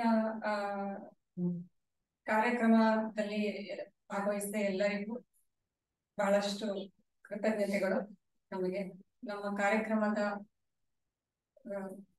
ಈ ಕಾರ್ಯಕ್ರಮವನ್ನ ಆಗೋದಿಕ್ಕೆ ಅದರ ಪರಿಕಲ್ಪನೆಯಿಂದ ಅದರ ಅನುಷ್ಠಾನದವರೆಗೂ ಒಂದು ತಂಡದ ಬಹಳಷ್ಟು ಪ್ರಯತ್ನಗಳಿವೆ, ಪರಿಶ್ರಮ ಇದೆ. ಅದಕ್ಕೋಸ್ಕರ ತಂಡಕ್ಕೆ ನಮ್ಗೆ ಬಹಳಷ್ಟು ಧನ್ಯವಾದಗಳನ್ನ ಹೇಳ್ತೀವಿ, ಅವ್ರ ಕೃತಜ್ಞತೆಗಳನ್ನ ಅರ್ಪಿಸ್ತೀವಿ. ಜೊತೆಗೆ ಒಂದು ಸಣ್ಣ ಮನವಿ ಎಲ್ಲ ವೀಕ್ಷಕರಲ್ಲಿ, ಎಲ್ಲ ನಮ್ಮ ಅಭ್ಯಾಸಿ ಬಾಂಧವರಿಗೆ ಒಂದು ಮನವಿ ಏನಂತಂದ್ರೆ, ಕನ್ನಡದಲ್ಲಿ ವಿಸ್ಪರ್ಸ್ ಪುಸ್ತಕ 1944ರಿಂದ 1955ರವರೆಗಿನ ಬಾಪೂಜಿಯವರ ಮತ್ತು ಅನೇಕ ಮಹಾತ್ಮರ ನಡುವೆ ನಡೆದ ಸಂವಾದಗಳು ಅದು ಕನ್ನಡ ಪ್ರತಿಗಳು ಬರ್ತಾ ಇವೆ. ಇದು 4 ಪುಸ್ತಕಗಳ ಒಂದು ಸೆಟ್. ಈ ಪುಸ್ತಕಗಳ ಸೆಟ್ಗೆ 6,000 ರೂಪಾಯಿ. ದಯವಿಟ್ಟು ಎಲ್ಲರೂ ಇದನ್ನ ಕೊಂಡು ಹೋಗಿ, ಇದನ್ನ ಪ್ರತಿಯೊಬ್ರು ಓದ್ಲೇಬೇಕು ಅಂತ ದಾಜಿ ಅವ್ರು ಹೇಳಿದ್ದಾರೆ. ಬಹಳ ಒಳ್ಳೆಯ ಪುಸ್ತಕಗಳು. ಜೊತೆಗೆ ಇದ್ರ ಹಿಂದೆ ತಂಡದ ಪರಿಶ್ರಮ ಸುಮಾರು 2 ವರ್ಷಗಳಿಂದ ನಡೀತಾ ಇದೆ. ಬಹಳ ಚೆನ್ನಾಗಿ ಮೂಡ್ ಬಂದಿದೆ. ಪ್ರತಿಯೊಬ್ರು ಇಲ್ಲಿ ಸೇರಿರೋ ಎಲ್ಲಾ ಅಭ್ಯಾಸಿಗಳು ನಿಮ್ಮ ಕೇಂದ್ರದಲ್ಲಿ ಈಗಲೇ ರಿಜಿಸ್ಟರ್ ಮಾಡಿಸ್ಬಿಡಿ. ಪ್ರೀ ಬುಕಿಂಗ್ ಮಾಡ್ಬೇಕು ಇದರದ್ದು. ದಯವಿಟ್ಟು ಎಲ್ಲರೂ ರಿಜಿಸ್ಟರ್ ಮಾಡಿ. ಮತ್ತೊಮ್ಮೆ ಈ ಒಂದು ಕಾರ್ಯಕ್ರಮದಲ್ಲಿ ಭಾಗವಹಿಸಿದ ಎಲ್ಲ ಅಭ್ಯಾಸಿ ಬಂಧು ಬಾಂಧವರಿಗೂ ನಾನು ಮತ್ತೆ ಅನುಪಮ ನಮ್ಮ ಕೃತಜ್ಞತೆಗಳನ್ನ ಸಲ್ಲಿಸ್ತಾ ಇದ್ದೀವಿ. ನಮಸ್ಕಾರ. ನಿಮ್ಮ ಎಲ್ಲ ಪ್ರಶ್ನೆಗಳನ್ನ ನೀವು ತೆಗೆದಿಟ್ಕೊಂಡಿರಿ, ನಮಗ್ ಕಳಿಸಿ. ನಮ್ಮ ಮುಂದಿನ ಸಂಚಿಕೆಯಲ್ಲಿ ನಾವು ಅದನ್ನ ತೆಗೆದುಕೊಳ್ತೀವಿ.